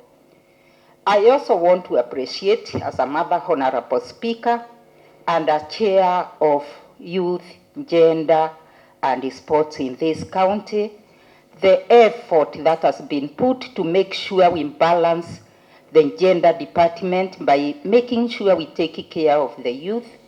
I personally attended a workshop on Taranta Hela, and our president, with his manifesto, promised to help the youth deliver on the talent so that they can make money out of it. It has been cascaded down to the counties, and I've seen, as a county, we have taken good care of that, such that we are going to cascade it to the wards, and our youth will be given a chance to exhibit what they know best, and out of that, they are going to make some money. I also want to appreciate that a long journey starts with one step. We walked around with our governor, we went around this county, promised the ladies of this county that we are going to make sure we replicate the Runyenjes Women Trust Fund that she founded into all sub-counties of this county. And I want to believe with the seed basic capital, however small the amount is, the 10 million shillings that we have started with, it's going to help us realize what we expect, and that way we are working towards achieving something within our manifesto. Bwana Speaker, sir, I want to appreciate that our governor and a manifesto that was basic and a basic item of health. If I look around this budget, we have taken care of hospitals in Moya, hospitals in Manyata, hospitals in Momenji, hospitals in Ishiara, hospitals in Runyenjes, hospitals in Manyata, all over. We have tried to balance to make sure at least health is taken care of. That one, I want to echo the budget committee for taking care of that, because they seemed to behave like they really understood our governor's manifesto, and as a result, we have seen a well-balanced budget on matters health. That one should not go unnoticed. I appreciate that, and in the future, we want to see more being done on matters health. And this one can only be achieved in a situation where we collect more revenue. I want to put a challenge to all of us in this Embu County Assembly that we can go out of our way. We may not be the executive, but we have a role model in this house who has taken lead on matters collecting revenue, our Deputy Speaker. If only we took the challenge positively, I want to believe every other ward is going to raise revenue, and as a result, we will sit here and do a supplementary of a budget that will exceed what we intended to correct. That way, we shall be a progressive county, we shall have more development projects, and we shall also have a lot of work on matters of oversight. With that, Honorable Speaker, I support the appropriation and budget bill. I stand to support the budget, and first is to congratulate the chair and his member, and also for the struggle from since February and to date. I want also to say this is the first budget of our Excellency the Governor to work with, because the previous was the supplementary budget. I want to say she has balanced every department, every section, and every ward according to this budget. I want to say that we are behind her. We are also behind the budget chair. He has done a creditable job with his team, and for that purpose, we want to say thank you. The other one, as Honorable Speaker, is about the revenue correction within our county. And personally, being the chair of finance, we are going to support the governor in revenue correction. And in every ward, we would request our honorable members to support the ECLA team, not only to look at, it is only the ECLA can correct. Also, our honorable members can support them, and also to talk to the business people so that we are able to correct, so that when we reach to the supplementary budget, we will be able to have money for supplementary budget. In that sort, I support the budget committee. Honorable, seen in a motion to extend time, and it's only 20 minutes to once the session, the morning session. Maybe 2 minutes, and we ask the move of the motion to reply. Actually, Chair, my remarks will be in point form. I was thinking the vice chair budget. I believe she's the one who seconded the motion. So I was expecting the comment she wanted to make, she could have made during that seconding. No, automatically she lost the right to contribute for a second time. Exactly. So I can also borrow the time that she would have used. Thank you, Chair, for the chance to comment on the same and also support the process and the report. I felt it's important as the Chairman Trade to appreciate the Budget Committee, first by supporting the revenue correction enhancement process under my trade department. I felt it's important also to appreciate the Chair also for engaging us as honorable members during the process. That's why, Mr. Speaker, sir, you can see the unity that is in the House, because everyone was well informed of the process, and each and every chair of a department was given a chance maybe to make a special request of any dire situation in the specific sectorial department. Chair, I wanted also to mention Kedemo sits at the border of upper and the lower side of our county.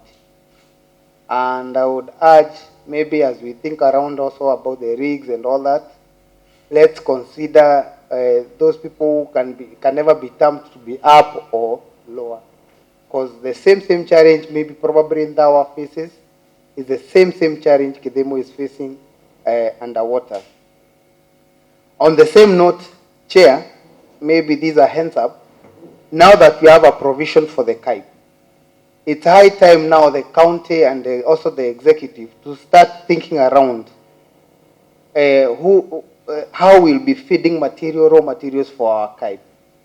Probably we need to start now working around the correction points or what we call aggregation centers in ward levels, so that at least if the farmers are to supply the CAIP, the raw materials, we know the correction point, not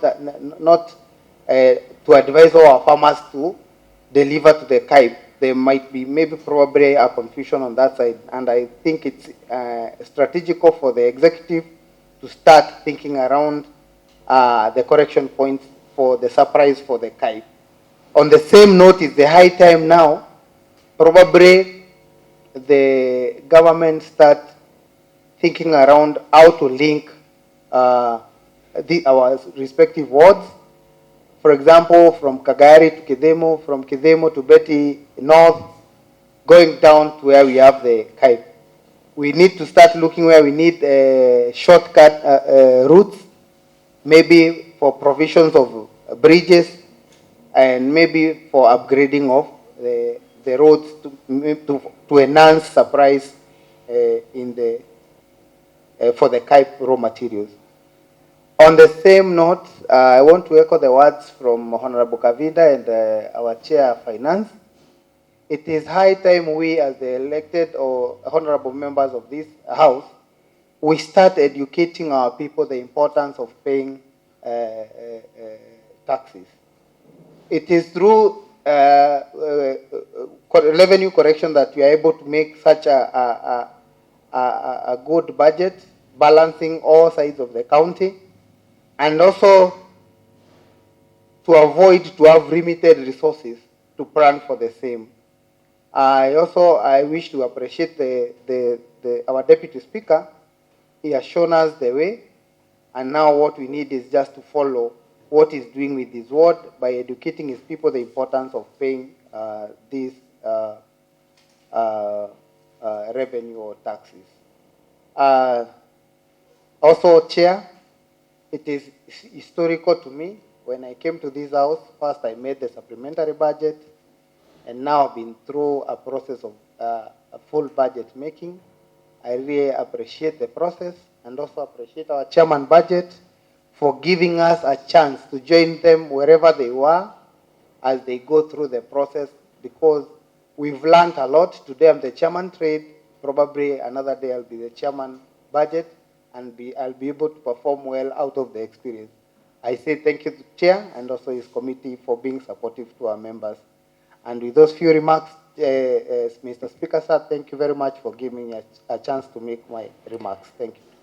Chairman Budget, enjoy your right of reply. Appreciate even the members who had, you didn't catch their eye, they were on the positive note, Mr. Speaker. As I give my reply and thank members for their contribution, I also need to note on the same note the support of our Secretariat and staff in this assembly. So we appreciate them, and we feel we are one team heading in the right trajectory. Mr. Speaker, maybe as I give my reply, I would want this Honorable House to view this budget as the foundation budget. There has been so many pain areas around this county, and figuratively probably what the executive did through her leadership, the governor, is to apply some little Panadol to ensure the pain is easy as we progress positively. If you look at matters pending bill, it has been sorted slowly by slowly and faced. If you look at matters health as well, slowly, progressively, and also allocated some amount. And if you look at even the distribution alongside our wards, the distribution has been fair. But we cannot ask for more right now. It's a very tough year for us. We'll tighten our belts. And I want to believe that if we want a bigger cake, I think the conversation now should be, how do we bake that bigger cake? And I know those are the issues the members have raised, matters revenue collection. And just to be on record is that what the minority leader put, that I pended the issue of gender, it has been rightfully captured under youth and gender as gender support program, and gender in this case has been put as into brackets men and women. So on record, I've not pended anything, and I'm also pro men and pro women as well. So that sits in well. And just a confirmation, this budget is a balanced budget. We didn't project something that we cannot achieve. It's the onus is on the executive to follow the laid down procedures and measures to collect revenue, and will be healthy and progressive as we call ourselves. So, Mr. Speaker, I also thank you for this opportunity, as I thank all the members, and I beg to move. Thank you. Question: that the Assembly adopts the report of the Budget and Appropriations Committee on the Embu County Government's budget estimates of revenue and expenditure for the financial year 2023-2024, tabled in this Assembly on 16th August 2023. Will as many of the same opinion say aye? Aye. Will as many of the contrary opinion say nay? The ayes have it. All our members, that brings us to the end.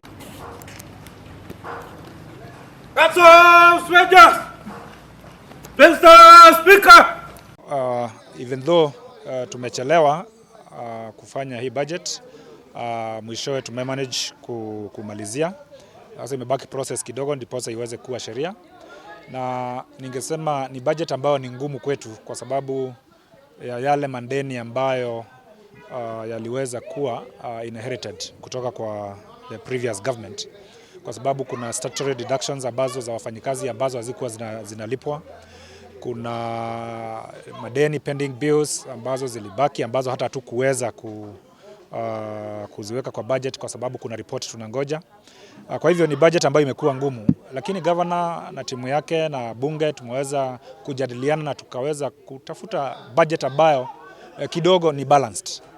Ni balanced, utapata kila mahali kuna pesa, na tumeweza pia kuwa na ile ward equalization fund ambayo kila ward ita benefit na road projects are worth 20 million ambazo zitaweza kufanyika direct kwa kila ward. Kwa hivyo ni budget ambayo tunaweza kusema imejaribu, lakini wito wangu kwa wale ambao wanahusika na implementation ya budget ni kwamba kuna zile pesa ambazo zinakuja na conditional grants, kama zile zinapitia agriculture, zingine kwa climate change, locus and such. Tungependa wakati huu tupate kuona impact ya hizi pesa kwa ground. Na kama bunge tumeamua ya kwamba tutakuwa na oversight very strict kwa hizo pesa, na pia kama bunge tutaweza kuoversight pesa za operations and maintenance ambazo wakati nyingi huwa tunazisahau, ndizo ambazo zina support development budget. Kwa hivyo wakati huu kama bunge hatuta concentrate sana kuangalia tu projects ambazo zimewekwa kwa development, tutakuwa pia tukiangalia vile zile pesa tumeweka kwa operations and maintenance zinatumika.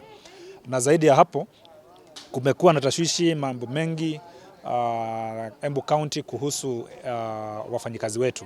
Kama bunge tumeamua pia tutaangalia na tutachunguza tujue hata kama itabidi tufanye head count sisi wenyewe tuweze kuestablish ni mfanyikazi gani anafanya kazi wapi katika county yetu ya Embu, diposa tutoe hili swala la ghost workers katika taswira ama mipangilio ya Embu County, tuweze kuwa na HR audit ambayo italeta usafi katika payroll ya Embu County. Ni Mheshimiwa Mushangi Mwariama ambaye ndiye mwenyekiti wa kamati ya budget na ni mwakilishi wa wodi ya Kagari North kule Ronyejes constituency. Kwa leo tu ni kuwapatia summary kidogo ya ile report ambayo tumepitisha hapa bunge ambayo inahusu bajeti ya leo.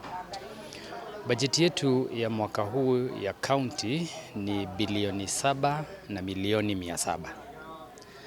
Kwa hii bilioni 7 milioni 700, 32% ambayo ni kama bilioni 2.9 ikielekea bilioni 3, hiyo ndio inaenda kwa development ama kwa maendeleo ya kila siku. Nayo 68% ambayo ni kama bilioni 5 na kitu inaenda kwa zile tunaita recurrent expenditure. Recurrent expenditure ni mambo yanayohusu ofisi, mishahara, zile vitu ambazo wafanyikazi wanatumia kila siku. Hivyo basi sheria inakubali matumizi yetu ya recurrent ama ya mambo ya mishahara na mambo za ofisi isipite 70%. Hivyo basi tukiwa 68 ni kumaanisha tuko sawa. Pia PFM Act ama zile sheria tunatumia katika mambo ya kufanya kazi hapa county ama assembly ni kwamba nayo pia matumizi ya development, ile miradi ambayo inafanywa kwa hii ward, kwa hii county pia isipungue kiasi cha chini ya 30% ama 30%. Hivyo basi tukiangalia hivyo mambo yote yamezingatiwa kisheria. Kwa hii bajeti ile department ama portfolio imechukua the largest percentage ni health, mambo ya afya, ambapo wamepata 26.7% pande ya all the activities zinaendelea kwa mambo ya afya kwa mahospitali level 2s, level 3s, hivyo. Na pia level 5 yenyewe imepewa 3.6 hapo percent, meaning around 30% ya budget yetu inaenda na department ya health, because pia hii ndio priority area ya governor. Na si governor peke yake, even in the manifesto ya Kenya Kwanza, health ndio component ambayo inaangaliwa sana. Mambo zingine ambazo tumezingatia kwa hii budget ni kuhakikisha pia waheshimiwa wa ward bado wamepewa ile nafasi ya kuendelea na miradi ya ward at 20 million per ward. Hivyo basi mwananchi ni vizuri akakaa chini na mheshimiwa wake wakapanga miradi yao. Ya pili yenye tumetilia mkazo ni mambo kuhusu vijana. Vijana kuna wasanii. Kwa hivyo ile wasanii sako imeweza kuwekwa hapo ndio iweze kuwa na ile seed capital, ndio wale ambao vijana tuko nao katika mambo ya michezo, mambo ya sanaa, hizo zote basi watakuwa na nafasi ya kujiunga na wasanii sako. Vijana pia kuna initiative inaendelea kutoka national government ama serikali kuu inaitwa Talanta Hela. Hivyo basi kama county sisi tumeweza pia kuitengea karibu milioni 13 ndio waweze kuendelea na hiyo initiative, kwa sababu tunaamini kwamba kweli michezo hulipa.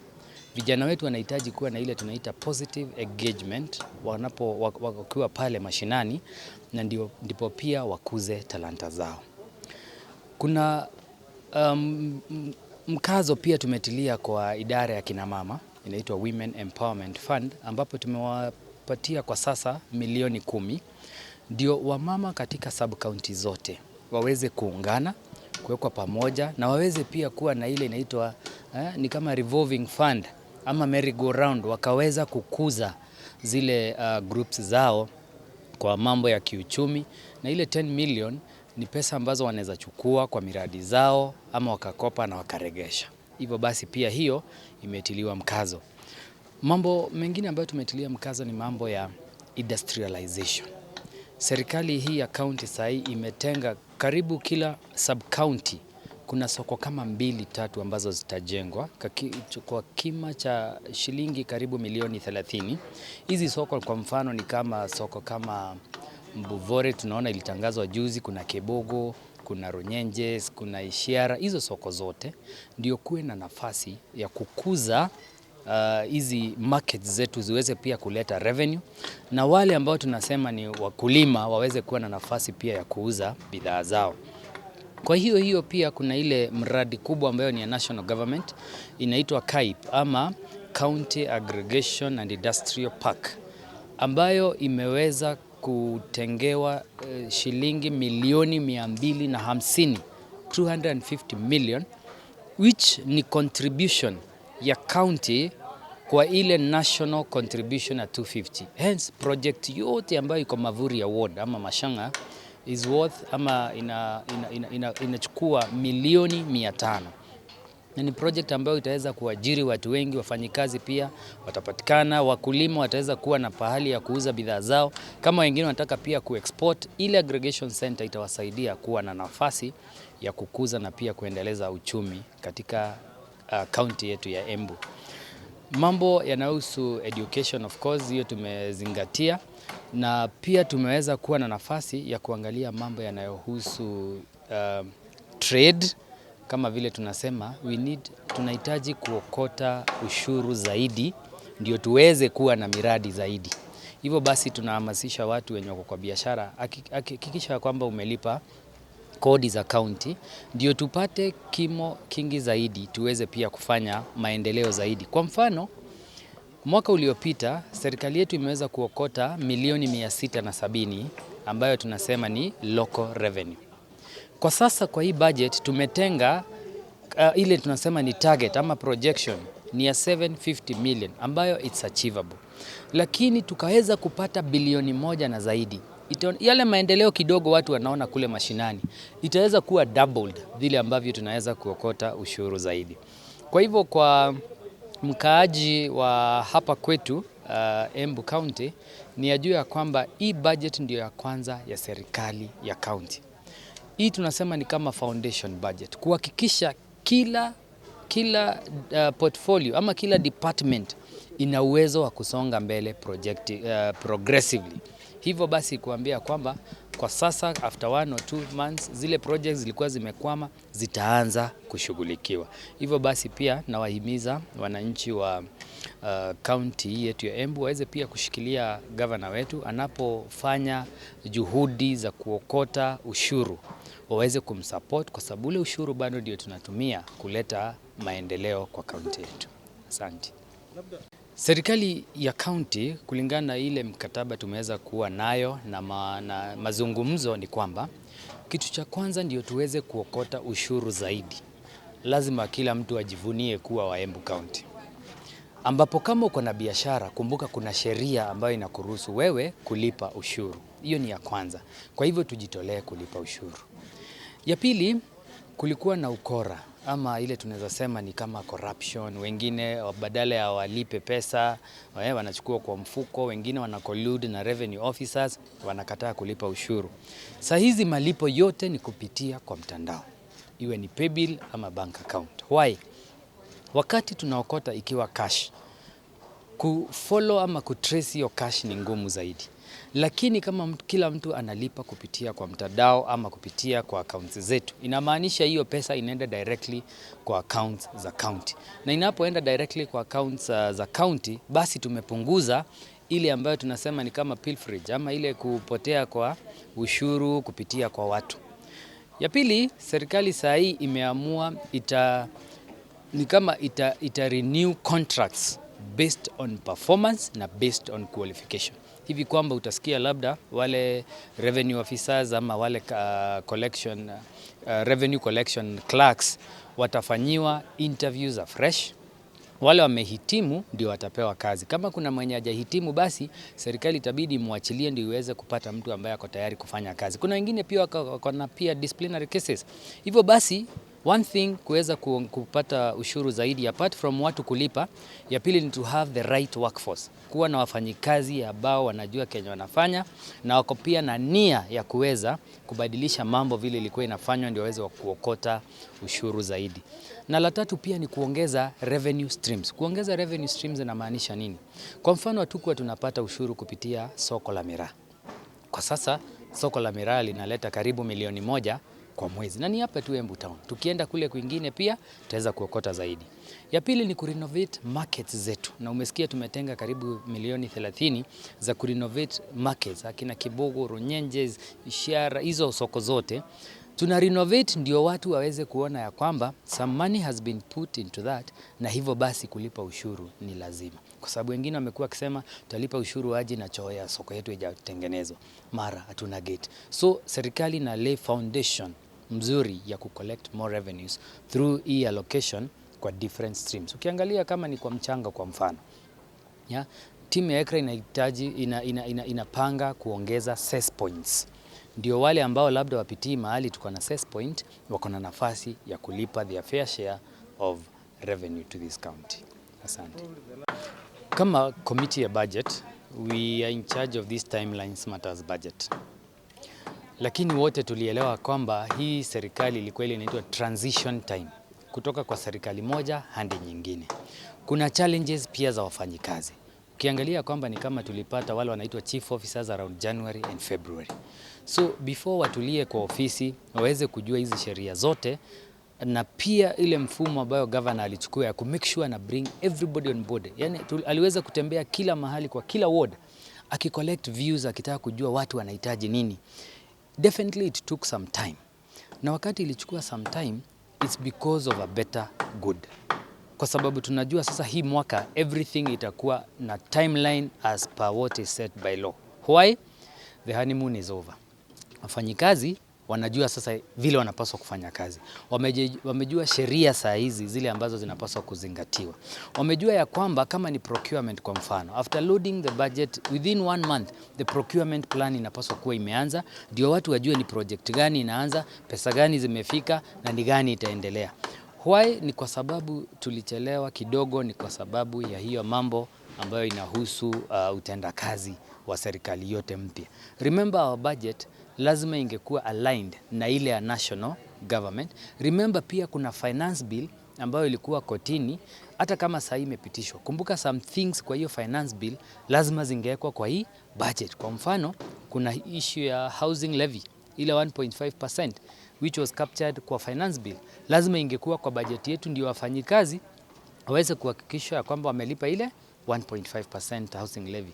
Kuna vitu zingine ambazo zilikuwa zinaendelea kama mambo ya tunaita NITA levy ambazo lazima zingeingia kwa hii budget. So ile kuchelewa it is for a good, ndio hata zile pesa labda zile tunasema conditional grants zinatoka kwa serikali tuweze kucapture in this budget. Ndio ile wakati tunaenda kufanya kazi. Kwa mfano projects kama zile za NARIB, nyingine inakuja NAV CDP, nyingine ya Locust, tuweze kuwa tumezipata kwa hii budget. Tukianza kazi, tunaenda na ile speed ambayo watu wanasema ni ya 400 kilometers per hour ile governor amechukua. So for me nasema those timelines, yes we've noted of that, but it's not something that we recur because kila mtu ashajua responsibilities zake na what needs to be done. Thank you. Moving forward, everything will be timely. Will not have any delays and what else? Well, the issue of basically hii serikali yetu iko na intention zote mzuri kufanya kile ambacho kimewekwa kwa budget. The only thing probably that might be supplemented ni wakati tumepata jambo mpya. Kwa mfano, serikali inaweza sema leo inataka kutufanyia kitu fulani. Kwa mfano, wanataka kutujengea kiwanda ya maziwa. Kwa mfano, watuambie tungehitaji nyinyi mtoe milioni 50. Na sisi tutoe milioni 400. At that point we are allowed to supplement ndio tuweze kuaccommodate vitu kama hizo. What happens, kuna vitu ni priority, yes, but they can be faced, zianze kidogo kidogo ndio tuweze pia kupata miradi kama ile. So what I would encourage ni kwamba kila kitu that has been budgeted for will be achieved in due course within the timelines. Thank you. Yes. Leo tumekuwa na biashara ya kupitisha bajeti ya county na katika hiyo bajeti tumeona kwamba sub counties zetu zote 4 zimeangaliwa na njia ambayo tunaweza sema sio mbaya sana, kwa sababu ni mwanzo wa safari. Tumeangalia tukaona kwamba kila sub county imepata kakitu, hata kama kwingine si kubwa ama ni kwingine si kulingana matarajio yetu. Tumeona kwamba at least hii serikali imeweza kutuangalia kwa mambo moja ama mawili, kwa sababu kama upande wa kwetu Bere South tumeona kwamba ile the national government initiative ya ile the CAIP iko upande wa Machanga in Mavuria ward, tumeweza kuipatia counter fund 250 million. Ndio nayo serikali kuu ituletee ile mgao wake wa 250 million ikuwe ni milioni 500 tuweze kutengenezewa ile the industrial park, ambapo itasaidia mwananchi wote wa Embu County kulingana na matarajio ama kulingana na manifesto ya serikali ambayo iko kwa ofisi ya Kenya Kwanza. Tuna support hiyo mradi kwa njia inayofaa. Tumeona kwamba tumeweza kupata ile drilling rig. Upande wa chini shida yetu ile kubwa sana ni maji, na tumeweza kusukuma mpaka tukaona kwamba pesa ya kununua ile mashine ya kuchimba boreholes imeweza kuingia katika bajeti, na hata pesa ya kufanya operationalization kama ile maneno ya kununua the casings, kununua the testing pumps na vifaa vingine vinavyotumika katika utekelezaji wa boreholes. Tumeweza kuhakikisha kwamba pesa imetengwa katika bajeti ya hii mwaka, ndiposa watu wa upande wa chini tuweze kutengenezewa boreholes, watu wetu waweze kupata maji. Tumeangalia tukaona tena katika serikali kuu tunatarajia kwamba tuko na miradi ambayo tunasukuma from the county level, the national level, sana sana ya maji ya kutoka mambo yetu yale yako katika Embu County. Tumesikia kwamba kuna mipango ya kuchimba zile na dams like Amomo Dam na hizo zingine, lakini upande wa chini sisi tunasema kwamba tuko na damu zetu ziko pale, maji yapo. Tunaomba kwamba serikali iweze kutusaidia na pesa ya kusambaza yale maji, na tunafurahi kusikia kwamba from the national level tumeweza kutengewa shilingi milioni 200 ya mradi wa maji kutoka Kiambere Dam iwekwe katika Kiambere Hill, maji iweze kusambaa katika Kiambere Ward, Mumeji Ward, iteremke mpaka ikuje Mavuria Ward and even some parts of Evrode Ward huko upande wa Ishiara. Hiyo mradi ya maji tunaomba kwamba serikali iweze kutuwekea pesa ndio tuweze kuhakikisha kwamba hiyo shida ya maji tumemaliza katika upande wa chini. Na eneo la Mbere hakuna. Wacha niseme kwa budget ya mwaka huu hatujaweza kuweka rami yoyote, kwa sababu hata ile pesa imewekwa pale ikiwa kwa jumla milioni 100, hiyo ni iko na sababu yake. Tuko na mahali kuna shida ya mabarabara, na tunatarajia kwamba ile pesa itatusaidia kufungua mahali tunaweza kufungua ndiposa serikali iweze kupata ile revenue yake, kwa sababu kama ni upande ule tunatoa pesa ya mchanga, lazima serikali iangalie kwamba yale mabarabara yametengenezwa ndio ndiposa maroli yaweze kupata njia zitengenezwe, tuweze kuongezea even the flow of those vehicles, na hiyo ndio itainua hata the sales ya county na iweze kupata mgao wa pesa nyingi. Ningesema kwamba tumekuwa kwa ile budget pia kama upande wa wale the loser side, tumeona kwamba hatujaweza kuweka pesa ya bursaries, ijapatikana pale support education, lakini tunatarajia kwamba serikali ikiweza kuokota ushuru kulingana na matarajio yetu in the supplementary budget, tutaweka pesa ya kusaidia wanafunzi wetu na masomo, ndio tuweze kukua tunaangalia yale maneno. Ukiangalia sana tena upande wa chini, tunakaribia yule mwezi wa kiangazi ya kwamba kutakuwa na njaa, tunatarajia hivyo, na katika hii budget tumeweka emergency fund about 15 million ambapo itaweza kuangalia maneno kama yale, kama ni jaa, Mheshimiwa Governor aweze kupitisha pesa kutoka ile kiwango tumetenga pale inunulie watu wa chini chakula. Kama mimi watu wangu wa Kiambere Ward nimeweza kuwawekea shilingi 2.5 milioni tununue kwanza chakula. Tukiangalia tuketi chini na Governor, hiyo pesa kutoka kwa ile emergency fund tunaweza ongezewa angalau ifike 4 milioni ama 5 milioni, alafu tuweze kununulia watu wa Kiambere Ward chakula ya kutosha, wasiweze kuhangaika na ama kuumia na janga la njaa. In Mbeere South sana sana Kiambere Ward, Muminji Ward na imeguza pia Mafuria Ward. Ile daraja ya Thuram Bridge. Thuram Bridge is interconnecting between Muminji Ward, to be specific. Pale Muminji Ward ukitoka upande wa inaitwa nini? Hiyo utafuta hapo. Yes, Karambari. Thuram Bridge interconnects Muminji Ward kutoka Karambari mpaka upande wa Kiambere Ward Dharawe. That is the cross section of the river. Ile tunatarajia iwekwe hii daraja ya Thuram Bridge. Na hiyo Thuram Bridge tumeweza kuitengea pesa kwa bajeti kama 3. 2019-2020 ikaweka pesa, haikufanya kazi. 2021-2022 tukaweka pesa, haikufanya kazi. Tuna matarajia kwamba katika hii bajeti tumeweka ya 2023-2024, hiyo 10 milioni tumeweza kuweka kwa hiyo daraja. Tunatarajia kwamba Minister in charge of transport aweze kuhakikisha kwamba hiyo mradi imeharakishwa, kwa sababu katika ile Thuram Bridge mahali ilipo saa hizi mtu hawezi pita, haipiti magari, haipiti pikipiki, na vile ilitengenezwa ni kwamba barabara ilifungwa na zile the concrete blocks. Kwa hivyo ukitaka kwenda Karambari itabidi ulipe mwenye shamba hapo shilingi 50, kama uko na pikipiki, kama uko na gari unalipa shilingi 500. Na kama umetembea mguu saa zingine unafungiwa, unasikia ni shilingi 20.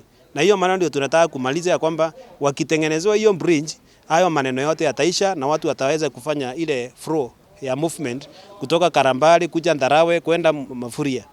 Na katika hiyo bridge tumeona kwamba imeaffect mashule karibu 7. Vile wanafunzi hawatembei vizuri na za zingine wanafunzi wanatembea usiku na hata wazazi wanaenda katika mikutano ya mashule. Kuna hiyo shida ambapo wanapitia, na ndio tunaomba kwamba let the government fast track the construction of that bridge ndi ikue of beneficial to the constituents of Kiambere Ward, Muminji Ward and Mafuria Ward. Siku ya leo tumeweza kupitisha budget, hata ingawa tumepitisha ikiwa imechelewa sana, lakini imechelewa kwa sababu hii ni serikali mpya na ilikuwa inapanga mambo kadha wa kadhaa. Kwanza Governor alikuwa anataka pia kunjua ni wale watu wanafanya Embu County kama indandi gani ndio aweze pia kutafutia ile pesa inafaa ya mishahara. Na mambo mingi alikuwa pia anataka kunjua pending bills zile ambazo zilibaki ambazo zilikuwa zimelipwa ni kama ngapi, na kuenda kwa ground kuhakikisha ya kwamba hiyo kazi ilifanyika kabla ya kuweka hiyo pesa kwa budget. Kwa hivyo tunasema hata ingawa tumechelewa, hii ndio mara ya kwanza ya kufanya budget ambayo tunaweza sema fair budget ama realistic budget, ambayo hatu kuweka pesa mingi sana ambayo tutakuwa tukikusanya ambayo hatuwezi pata. Manake mwaka uliopita tulikuwa tumekusanya 600 and something million. Tumetarget tu around 750, na hiyo ni pesa ambayo tunaweza pata tukiweka bidii. Kwa hivyo tumepitisha miradi mingi na tumeona ya kwamba kuna miradi imewekwa pande ya juu, kuna miradi imewekwa pande ya chini. Hatuwezi sema ati hakuna pande ambayo, tuwezi sema kuna pande ambayo imeachiliwa nyuma. Na pia for the first time Governor hakuna mahali anaweka rami mingi ama rami tuseme ati pande hii anafanya rami na pande hii nyingine hafanyi rami. Kwa hivyo ameweka pesa kwa jumla ambayo atakunja aidha kufanya mabarabara kila ward, na 100 million tumeseta aside ya kuweza kuweka maram na kufanya bush clearing na mambo kama hayo. Na pia every ward imegawiwa milioni 20, lakini hatukuweza kuweka pesa ya bursaries wakati huu. tumesema tukikusanya pesa zaidi tutakuja kufanya supplementary budget tuweze kufanya kuweka hiyo pesa ile ambayo tutakuwa tumekusanya, tuone kama tutaweza kupeana bursaries at that point. Na pia tumeona pia si vibaya sana, kwa sababu pia this function ya bursaries si eti ni accounting government. Hii ni function ya national government na ma-MP wetu wanapeana pesa. Kwa hivyo tukifanya ile yetu na pia ma-MP na wao wafanya ile yao kwa bidii hata kushinda sisi. Manake vile tunaweka pesa mingi kwa bursaries ndivyo pesa kidogo inapatikana ya maji na ya barabara, kufungua mabarabara na nini na nini. Kwa hivyo siku ya leo sisi tuko na furaha, manake hata watu walikuwa na shindo sasa, hata mishahara watatoa wapi? Hawana budget ile ambayo wanaweza tumia kutoa hiyo pesa. Lakini siku ya leo tunaweza sema kwa kauli moja, Embu County Assembly haikuwa na taswishi, hakukuwa na mapigano, hakukuwa na mtu anasema hii imefanywa mbaya ama hii imefanywa mbaya. Na tunashukuru pia gavana sana, kwa sababu hata daraja ya kwetu ile ambayo ina connect Kiambere na ina connect Mavuria ameweza kutupea milioni 10. Na sisi tunauliza serikali, kwa sababu tumepitisha budget, implementation ama kufanya miradi hiyo ni kitu kingine tofauti sana. Kwa hivyo vile watafanya kwa haraka ndivyo itatusaidia. Maana unajua mwezi wa 10 mvua ni karibu itaanza. Kwa hivyo procurement ikianza mapema itatufaidi sana, kwa sababu tutakuwa tumeanza kazi at least. Kwa hivyo kama implementation ni kitu tofauti na kupitisha budget, sisi tunaombea hii serikali sasa very soon ianze procurement process, ndio at least tuanze miradi ile ambayo tunaweza kuanza kufanya at that point. Pia tunataka kushukuru pia gavana kwa sababu vile anafanya kazi na serikali kuu. Gavana ameweza kuonyesha ambaye ako na connections kwa serikali kuu. Njuzi tumepewa 300 million ya processing, milk processing huko Runyenjes. Tumeweza pia kupewa 250 million ile ambayo inaenda huko Mashanga industrial park, ambaye tutapewa counter fund of an equal amount ya 250 million. Na pia mambo ya maji ameangalia vizuri, manake ataenda kununua mashini ya kuchimba maji. Kwa hivyo kila ward tutakuwa tukirotate. Hii ward tunachimba mboa 2, inaenda kwa ingine chimba mboa 2, inaenda kwa ingine chimba mboa 2. Alafu sasa tunakuwa tunarotate. Kwa hivyo maybe within 2 years pande ya chini itakuwa na maji ya kutosha. Mimi nikiangalia kama yeye vile inaonekana amepanga hiyo mpango kama itaweza kufaulu. Finally hiyo mambo ya maji tunaitaka sana, kwa sababu hiyo ndio imefanya mchanga isimamishwe huko kwetu.